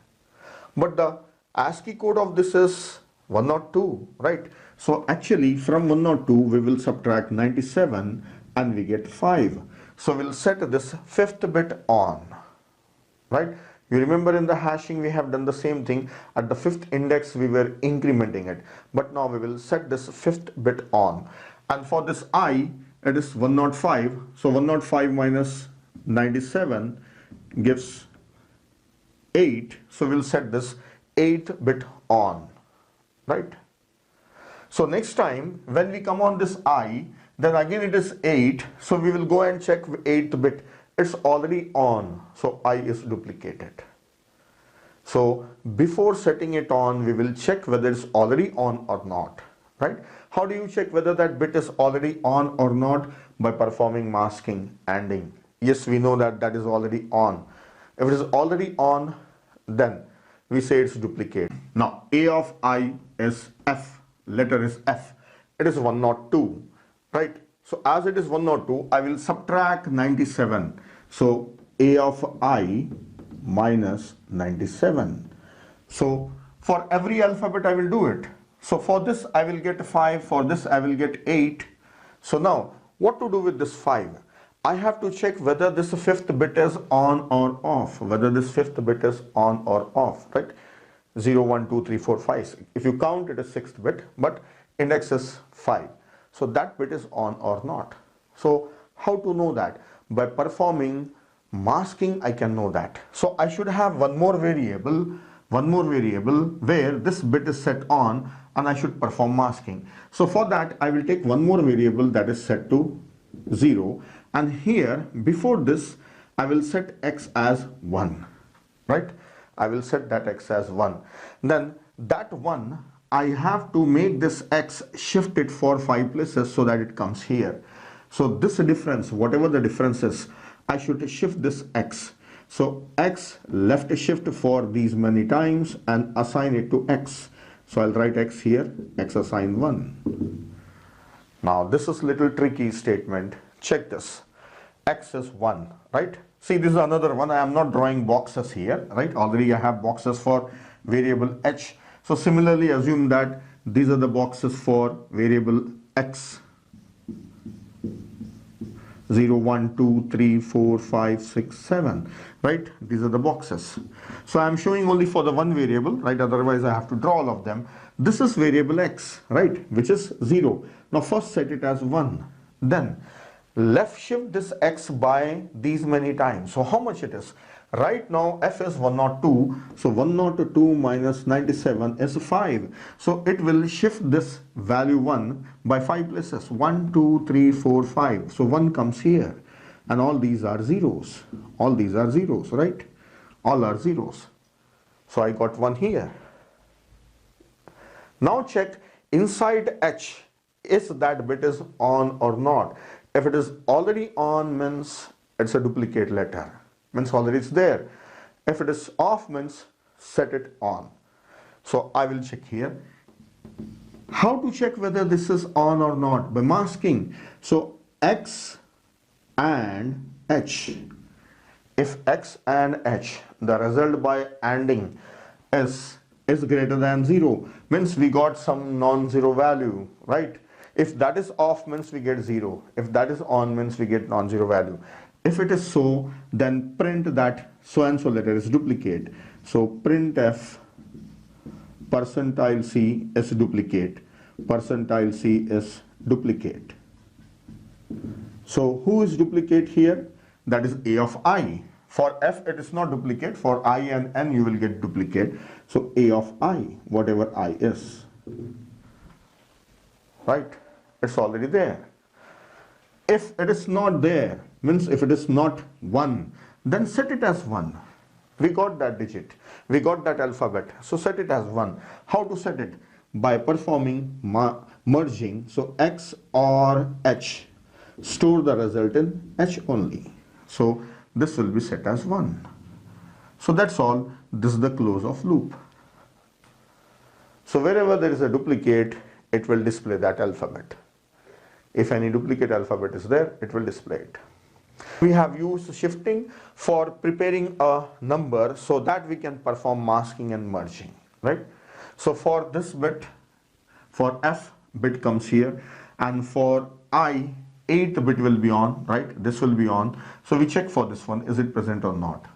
So in this way, the bits for 5, this will be set on, and for 8 it will be set on, right? And for this one, 103, this is 103. This 6th bit is also set on. So this is 102, and this is 103, and this is 100. So this is also 1 for 100. Then 105 is already over. Then 110, 5, 6, 7, 8, 9, 10. So this is also on. So rest of them all will be zeros, and these bits will be set on. And when again it finds that I is already there, so I is 105, so 105 it is already there, so this is duplicated. Then for N, 110, first time this will be set on, second time it will check here, this is already there, so this is duplicate, right?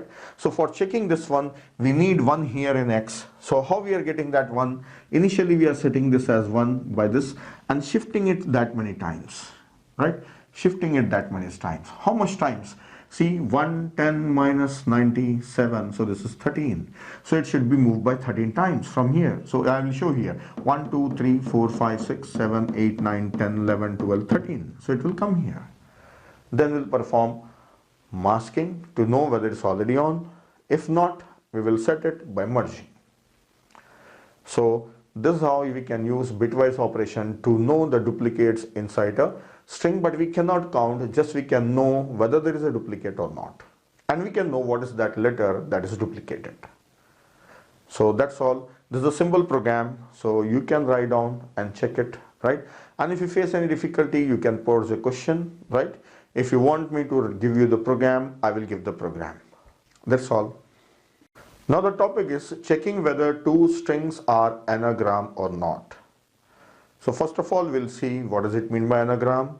Then we will see what are the possible procedures one by one. See, anagram are two set of strings which are formed using same set of alphabets. So for example, here I have a word that is a decimal, and same alphabets that are D, E, C, I, M, A, L, same are used here to form another string that is medical. So another word, and it is having same set of alphabet. D is there, E is there, C and I, everything is there. So these are anagrams. So the problem is to check whether two strings are anagram or not. So the first and the foremost thing, check whether two strings are of equal size. If they are different sizes, they cannot be anagram. Right? The first condition. So we assume that they are of equal sizes. Yes, we have taken equal sizes. Otherwise, we have to check. So this is based on assumption they are equal in sizes. Now, how to check whether the strings are having same set of letters? One simple approach is take alphabet from a string and search here. D is found. E, yes it is found. C, yes it is found. I, yes it is found. M, yes it is found here. A, yes it is found here. L, yes found. For every letter you can check through this entire string, right? If suppose any one of the letter, this is not L, if it is K, then when you search for K, it is not found. So you can see that they are not anagram. This is simple. I'll put it back, right? So how much time this procedure take? Every letter search here. Searching in this one linear. So linear is n. That is linear search we have to perform. So time for searching is n. Then for this letter also search. This letter how many times? N times. So this is n into n and this will be big O of n square. So big O of n square time. So the procedure I have shown you, this is the simplest procedure and this takes order of n square time. So this procedure is time consuming if you do it like this. Then one more thing we have to take care in this one. What is that? See, there are no duplicate alphabets in this one, right? I have not taken any duplicate alphabet. If there are any duplicates, then you have to deal with that complexity. So we have already learned about counting number of duplicates in an array and we have used the logic, that same logic you can apply here, right? So we have already seen that logic, you have to implement it. Now let us look at the second method, and the second method also we are familiar with, that is using hash table. Yes, this is hash table. I have taken an array of size 26, so already we know why we are taking size 26, and we already know in the previous video we have learned that how we can make use of this hash table. And one thing, all these are lower cases. So if you say no, I have upper cases also and the digits also, special characters also, then you should have a array of size 128. So I have taken only 26. Now how we can make use of this one? Let us see, using hash table, how we can find are these two strings anagram or not. Let us see the procedure. First of all, I will write down the ASCII codes of these lowercase alphabets, right? So this A is 97, this is the ASCII code, right? And the C is 99, D is 100, E is 101, then I is 105, L is 108, M is 109. So these are the ASCII codes of lowercase alphabets that are used in this string, right? I already know the ASCII codes, so you can refer, you can check in Google and you can find out what are the ASCII codes of the alphabets. Now let us see what we have to do next. Scan through this string. So we know how to scan through the string using a for loop. We can go to each and every alphabet. Then for every alphabet, like this is 100. So 100 minus, this is 100 minus 97. So this gives 3. So at 3, increment. So assume that all these are filled with 0. So increment. So it becomes 1. I have not written zeros, that looks congested. So I have just assumed that these are all 0. So this became 1. Now next is 101. So this gives how much? 4. So actually this was 3. So 4. Go to index 4 and increment it. Now next is, this is 99. So this will be 2. Go to index 2 and mark it. Then this is 97. If you subtract from this one, then this will be 8. Go to index 8 and increment it. Then go to index, this is 109. 109 minus 97. This will be 12. Go to index 12 and mark it. So this is 12. And this is A. So 97 minus 97 gives a 0. So increment this one. Then this 108. So 108 minus 97 is 11. Go to index 11 and increment it. So see, all these alphabets are unique. There are no duplicates. So we got just 111. Suppose if any character is repeating, then it will increment and it will become 2. So this procedure we have already seen it earlier for finding duplicates from a string. So this is the same thing. Now what is the next step? Next step, scan through this string, right? Scan through this string, and for each character M, so it will be index 12. So this is actually ASCII code is 109 minus 97 gives 12. Go to index 12 and decrement it. So it became 0. See, it should not become -1. So if already 0 is there, means it is becoming -1, means this alphabet is actually not there, right? So you can stop then and there after subtracting if it becomes -1. Alright, the next alphabet E, its ASCII code is 101 and index will be 4. Go there and decrement. So 1 minus 1, 0. So yes, it is not becoming -1. D, its index will be what? It will be 3. We have already calculated here. So go to 3.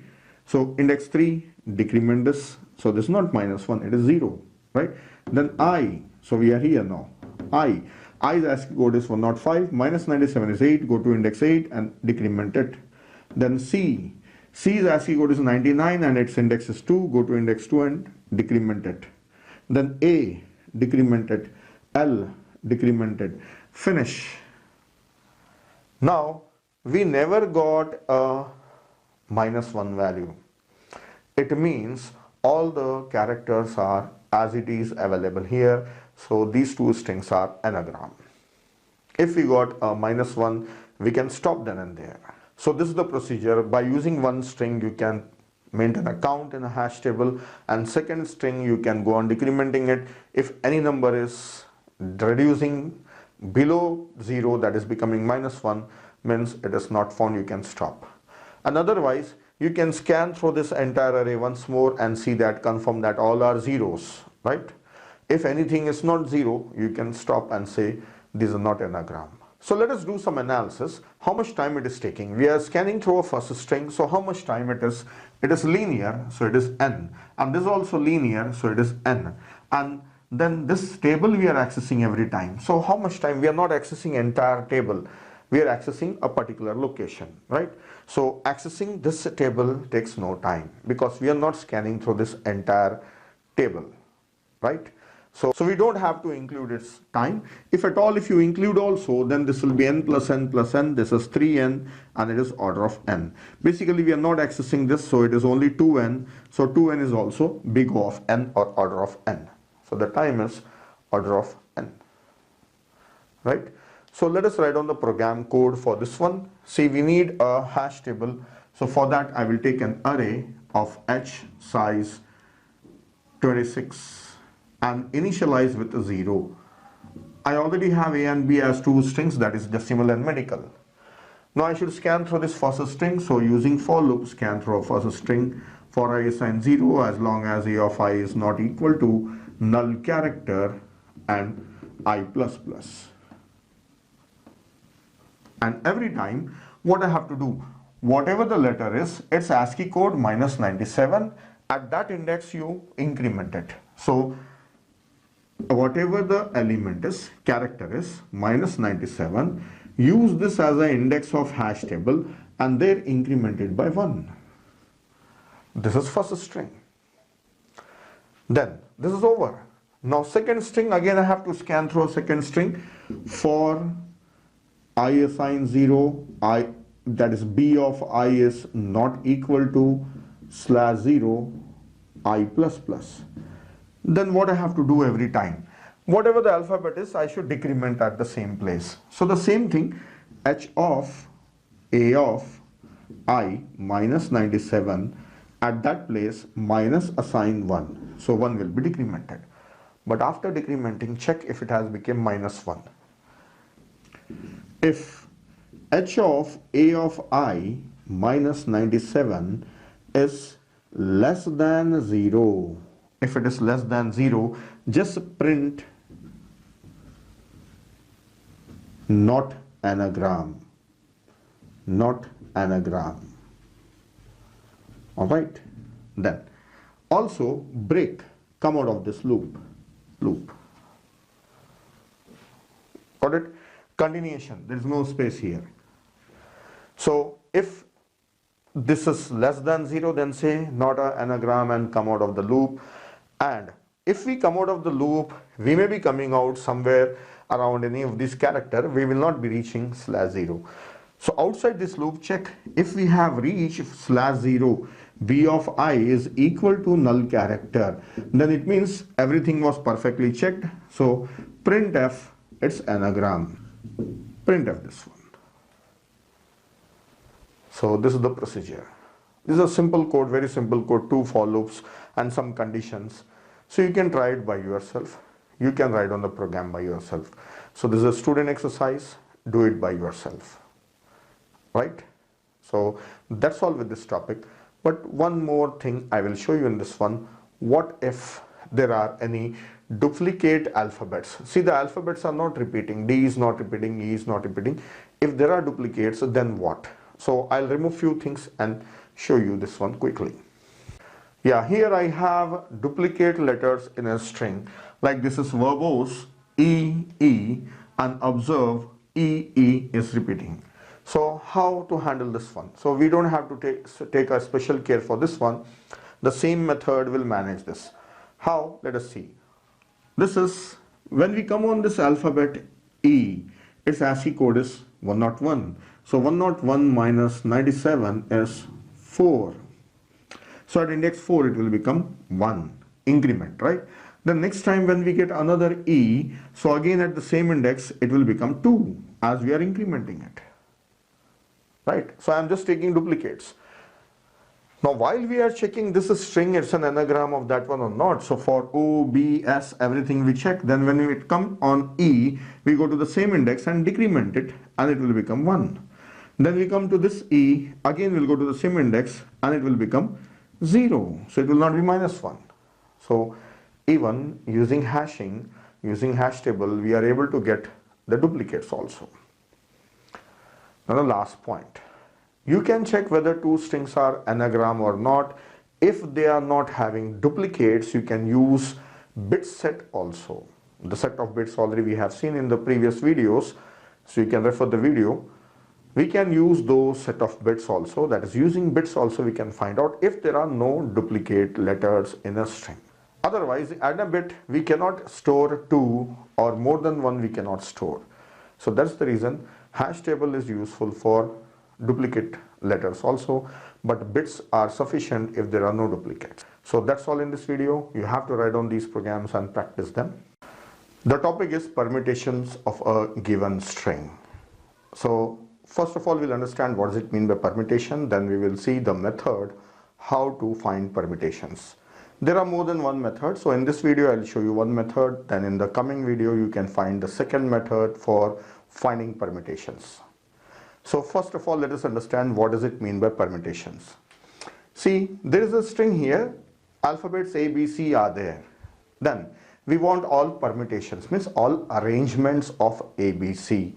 So like if A, B, C is given, then one of the permutation, one of the arrangement is A, B, C, then A, C, B, this is the first one, this is the second one, third one is B, A, C, fourth one B, C, A, and fifth one is starting with C, then first A, then B, then sixth one is starting with C, first B, then A.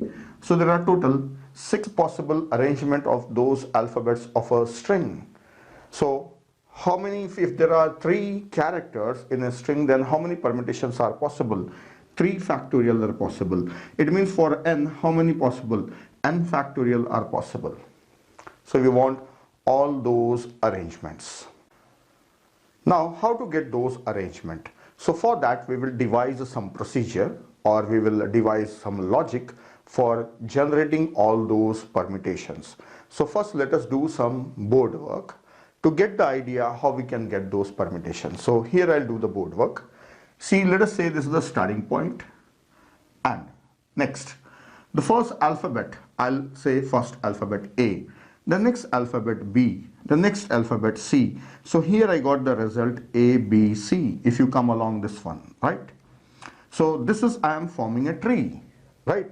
So from here, go back So after that B, there was only one alphabet. Okay, go back to A. When I am on A, I can go on B as well as I can go on C. So B already I have taken. So let us go on C. Then from A, I have gone on C. So what is remaining? B is remaining. So then what is the result? B, C, A. So this is B, C, A. So I got two different arrangements.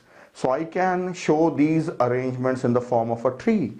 Yes, then after C there was only one letter B. Then after A, B and C both are over. So let us go to next letter B.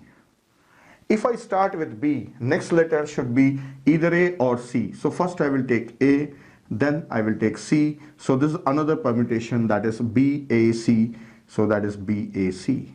Then go back. After A, only C was left. After B, C is possible. Then next is A. So BCA. This is BCA, another permutation. So for B, A and C both we have tried. So let us go back to the main starting point and take the next letter C. So now I am starting with C. So what are remaining? A and B. So first I'll go to A, then B, then it is CAB. Or else I'll go back and from here I will take first B, then A, then it is CBA.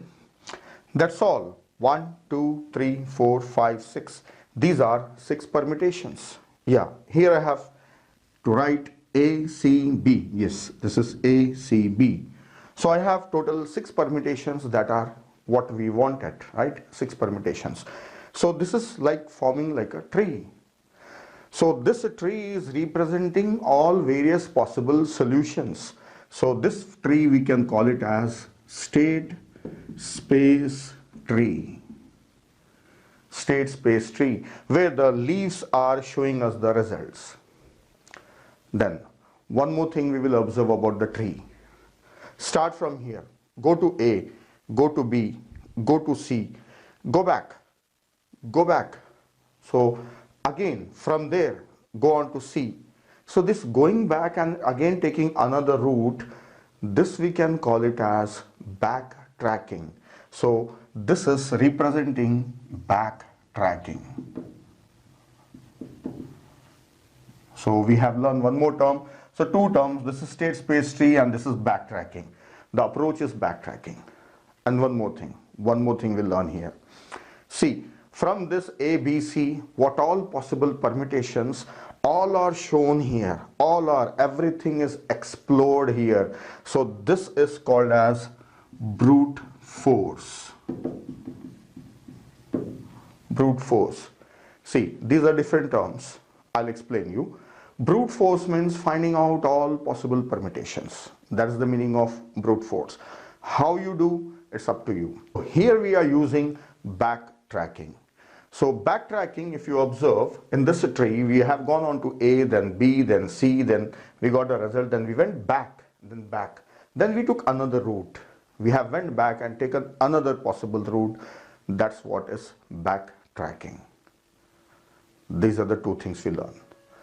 Now the last and the very important thing is, see, whenever you have a procedure, in the procedure if you have to go back and take another route, then those procedures can be implemented using recursion. Yes, recursion.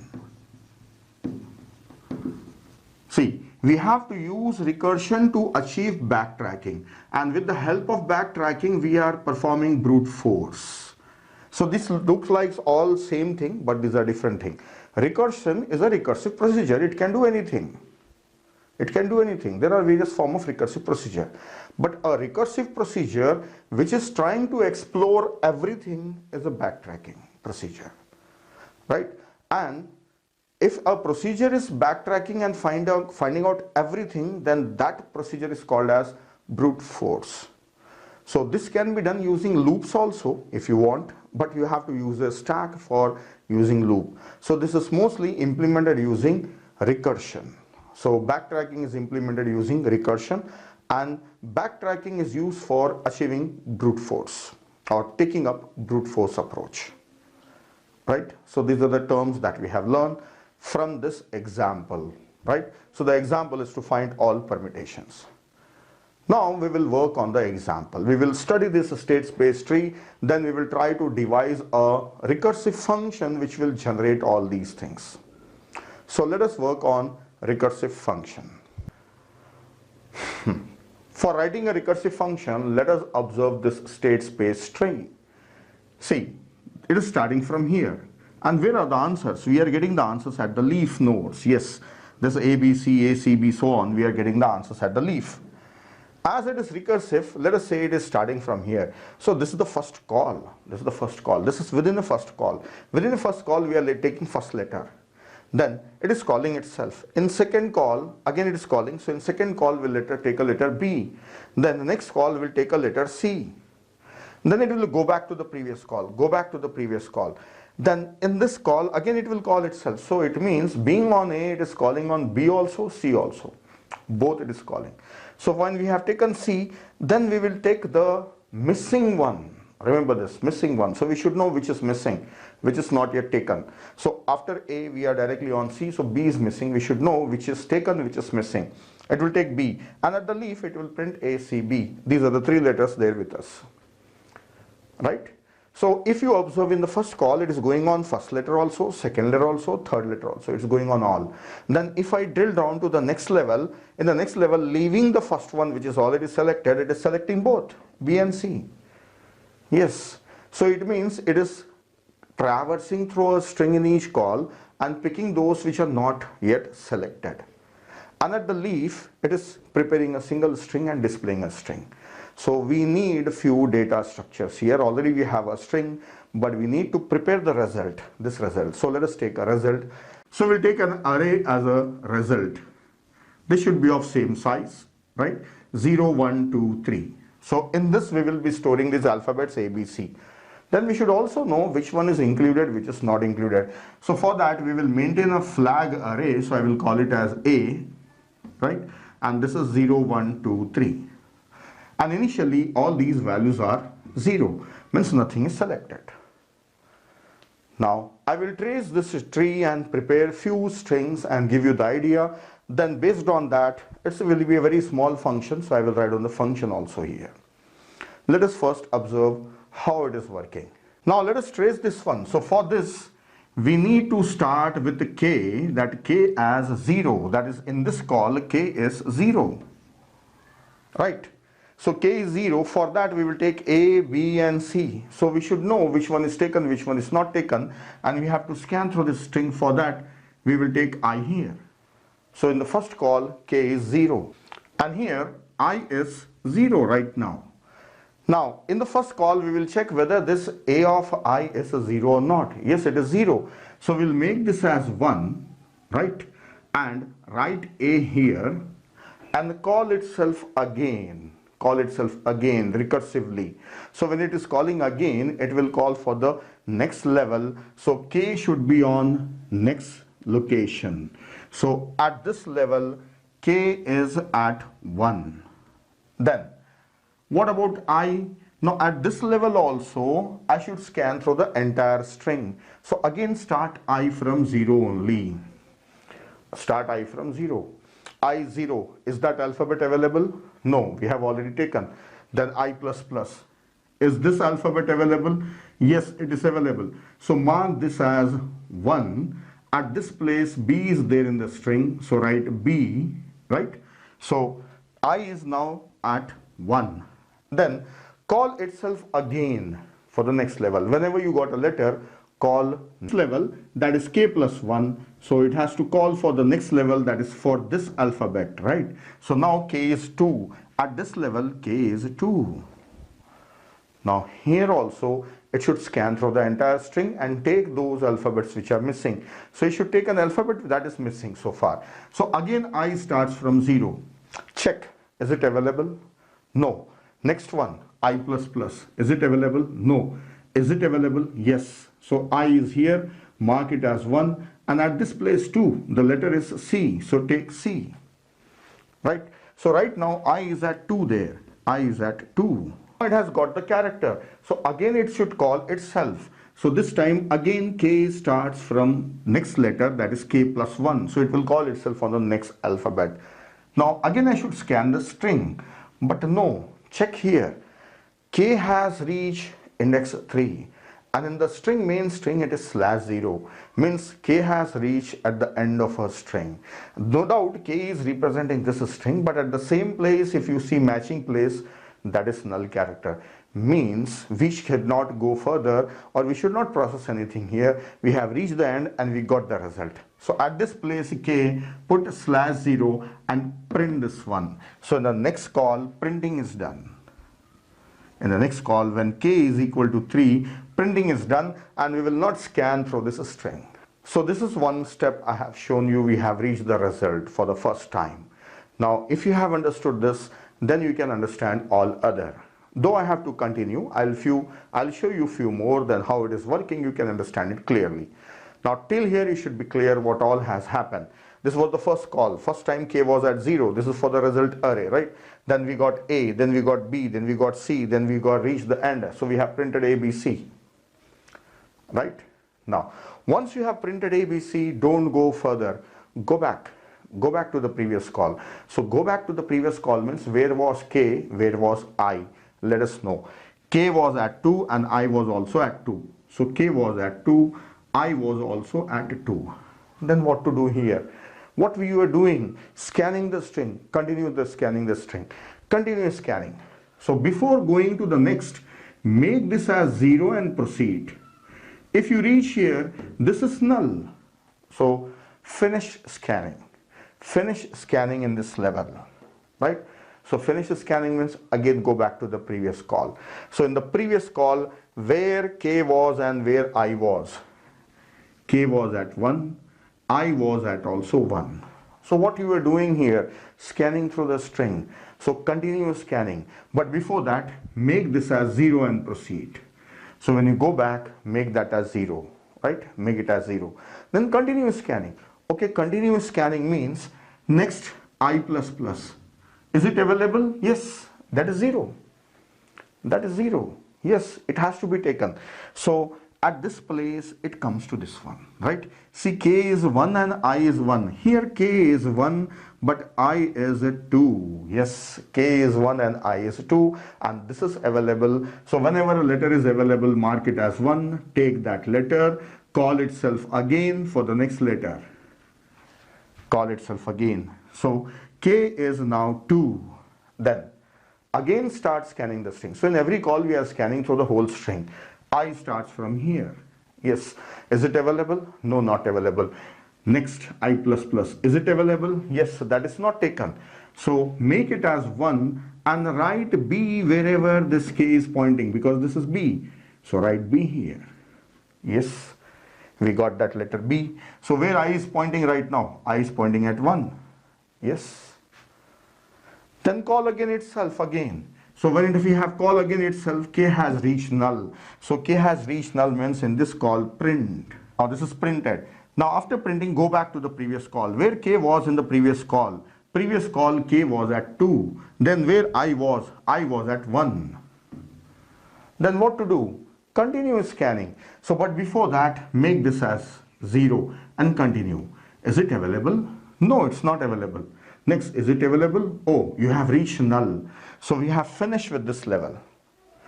Go back to the previous. Once you have finished, go back to previous. So where K was at 1, where I was at 2, K was at 1 and I was at 2. What to do? Whenever you are going back, you have to mark that as 0. Yes, mark this as 0. Then continue scanning. Next, that is null. So we have reached null. Then go back. Go back means which call now? This one, right? This one. See, we have finished this and finished this and finished this. So where K was at 0, where I was at 0. So K was at 0, I was also at 0. Then what to do? Make it as 0 and continue next. So make this as 0 and continue next. So I is here. Now I will show you one step that will be sufficient for you to understand everything. Now in this step we are scanning through next. So we are here now.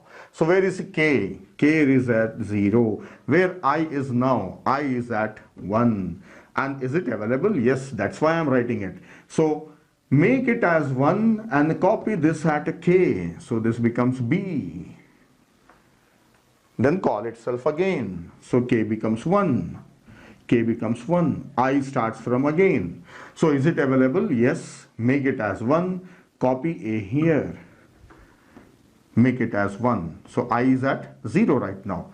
And copy a here. Then call itself again. K will be on next. And again start I from 0.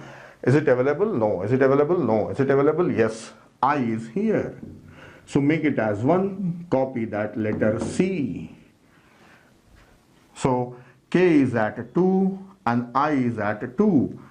So yes, print BAC. So here you can see that it is BAC. Yes, we got that permutation. Now as we have reached null, this is null, so we have printed. Now do what? Go back. Go back where K was and I was. K and I both were at 2, so this is 2. Then what to do? Whenever you are going back, make it as 0 and continue. So there is nothing.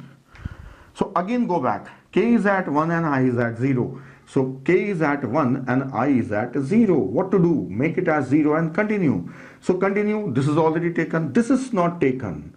So yes, now we get a C. So here it will be. So this is the second step in this call. So K is at 1 only, but so this will be selected and C will be written here. Then obviously A will come next. So that's how it carried on. Now let us write a function for performing this permutation. So here I will write on that function. So let us start writing the function.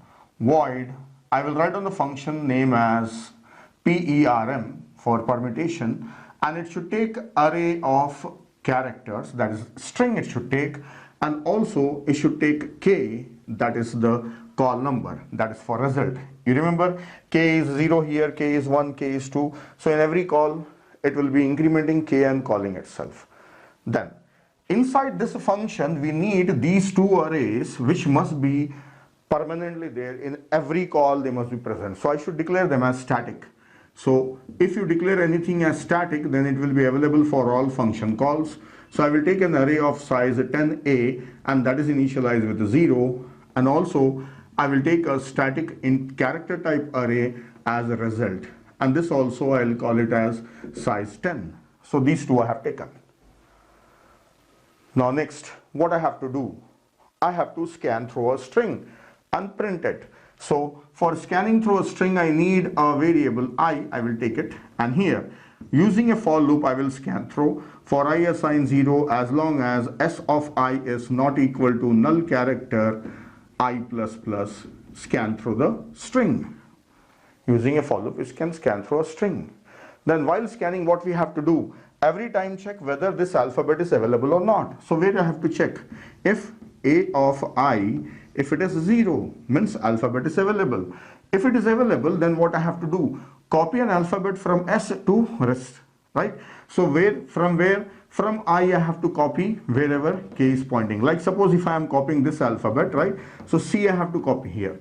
So from S of I, copy into rest of K. Yes, rest of K. Copy that alphabet, right? After copying that alphabet, inside A of I, mark it as 1. A of I, mark it as 1. The next step is what? Call itself again with the next value of K. Call itself again, that is I am calling the function name as PERM, right? Permutation. So S is a string is as it is, but K plus 1. Yes. So this will call itself.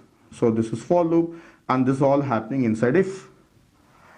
And when the function call is returning, I should make this A of I as 0 back again. So A of I as 0 back again. This is the step I was doing.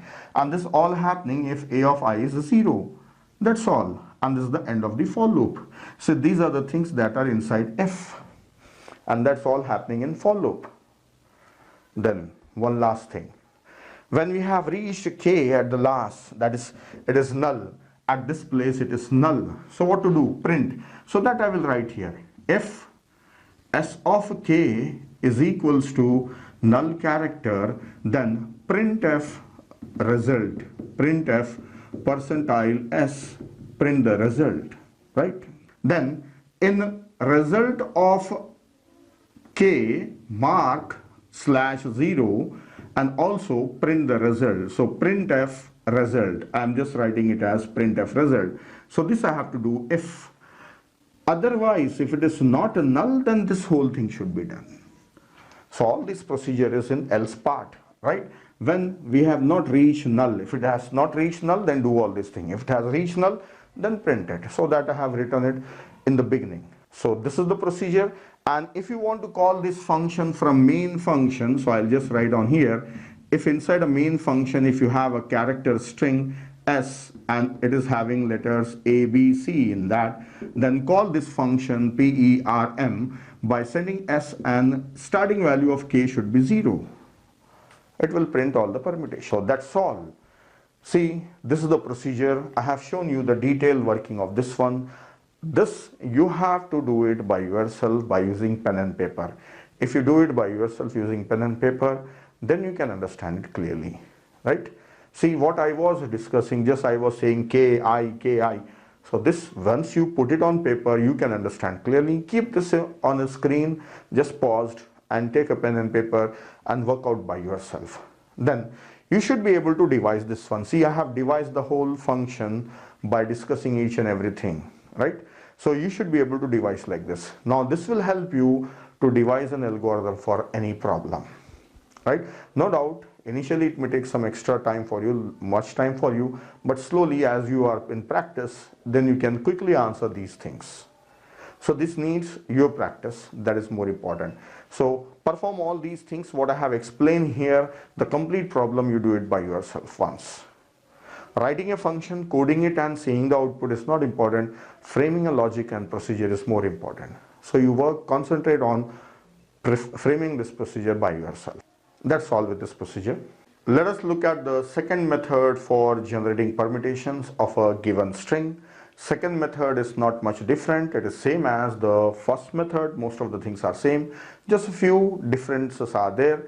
So let us discuss those differences. Already each and everything in detail I have explained in the previous video. Just quickly I will show you the working and also I will write on the function based on the working. Right? So here is a given string. We want the permutations, right? So you know well about the permutations, so I don't have to explain you about the permutations. Now let us look at the procedure quickly. This procedure will be using swapping of the letters, right? So we don't need extra array. We don't need an array to know which is included or not included. So this is just by using swapping. So let us see the procedure directly. See, the first starting array is given. So we know it is having A, B, C and null. So we need the starting index and ending index, that is the length of a string. So we'll take this as low and this is high, right? So we'll start with this. And this is array S. First call. In the first call, what we will check? We will scan through a string in each call, right? We will scan through it. So for that, I will be at first letter. So when I is at first letter only, so I will not show null now. A, B, C, and the low is here and high is here, I is here. So swap the letter at L and I. So it is swapped with itself. And call again. Call again. Then A, B, C, A, B, C. Now when you are calling again next time, L should be on the next letter, H. See, L is on 1 and H is on 2 only, right? So call this one. Then start scanning. From where? I starts from here only, right? You don't have to take this one. So swap I and L. So B is a swap with itself. Nothing will happen. So you don't see any changes in this first pass. Then call again itself. So here is A and here is B and here is C. L and H. Now I. Now right now L and H, low and high are equal.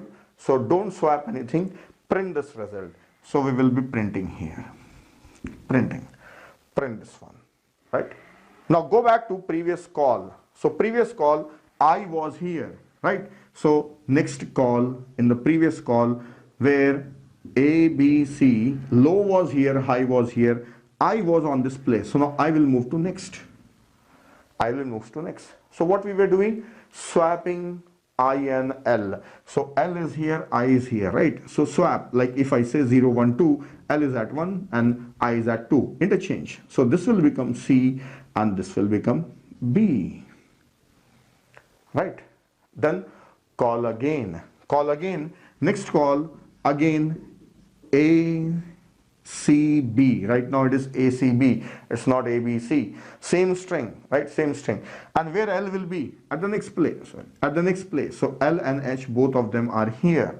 Now when they are equal, then do what? Print. Go back to the previous call, right? And swap them back to their original places. Alright. Now can I continue further? No, it is end because it has reached H. It is going beyond H. Go back to the previous call here where I was at this one, right? At this 0, first letter. Then the next call. L is here only, H is here only, and A, B, C. See, the call is same actually. Call is same, but I will be on the next letter here. I is on the next letter. So in each call, we have to scan through the entire string. So I was in the beginning, now I is on 1, right? Then interchange I and L. So this becomes B and this becomes A, right? Then call itself. So when it is calling itself, this is B, A, C. L will be on the next letter. Start I from here. I is on the same place. No scanning is done. Then call again itself. Then A, B, B, A, C. This is. Then L will be on the next one. So as these are equal, don't do anything. Just printf. Printf. And go back. So we have done it when I was here. So the next is B, A, C. Then I will be on the next letter where L is here, H is here. So interchange. So this becomes C and this becomes A. Right? Then the next call. Here B, C, A, L and H are same. So just print this one and go back. When it is going back, it should copy the things back again in the same places. So it should be A and this should be C. So this is AC and it's going back. So it should copy the things back again. Right? A here and B here, and it should continue upon the next call. Next place. So this is how it works recursively. I will write on the procedure. Then you look at the tree once again. Void, I will call the function name as PERM, and it should take a string and it should take low as well as high. Next. I need a variable. Then now here I will write on a for loop for scanning I from low. I is less than equal to high, I plus plus. Then inside this swap a string from low to I. See, remember we were swapping the alphabets wherever I and L are pointing. If they are at different place, we can see the swapping. If they are at same place, no effect of swapping. Swapping will be definitely done. Then after that, call itself again by PERM, same string, then passing low plus 1 and high as it is. Call again for the next level. Then L is in, right? L was here, the next L is here, then L is here. So when it is coming back, it should swap alphabets at S of L and S of I. We are putting back the letters as it is, right? This was BA, then again it became AB for the next pass, right? Next pass. That's all we have to do in this for loop, and this all we have to do if low is not equal to high. If low is equal to high, print a string. So here, if low is equal to high, printf a string S, right? And all these things should be done, else all these things should be done. So here I write it as else. So this is inside else. And this is the end of the function. So that's it. This is a simple function. So you can trace this one and again generate a tree by yourself. And again, your work, paperwork is more important. And if you spend time on this one, then the problem is yours. Solution is yours. Right? Otherwise, just you have heard it once. That's it. And the coding is not much important here. Writing the program and looking at the result is not important. This contents you can find anywhere. Just you Google it, you can find the contents. But understanding it and tracing it and reframing it or making changes in this one by yourself, that is the more important, right? So if you work on this one, then you can find a solution for any other problem. So that's all.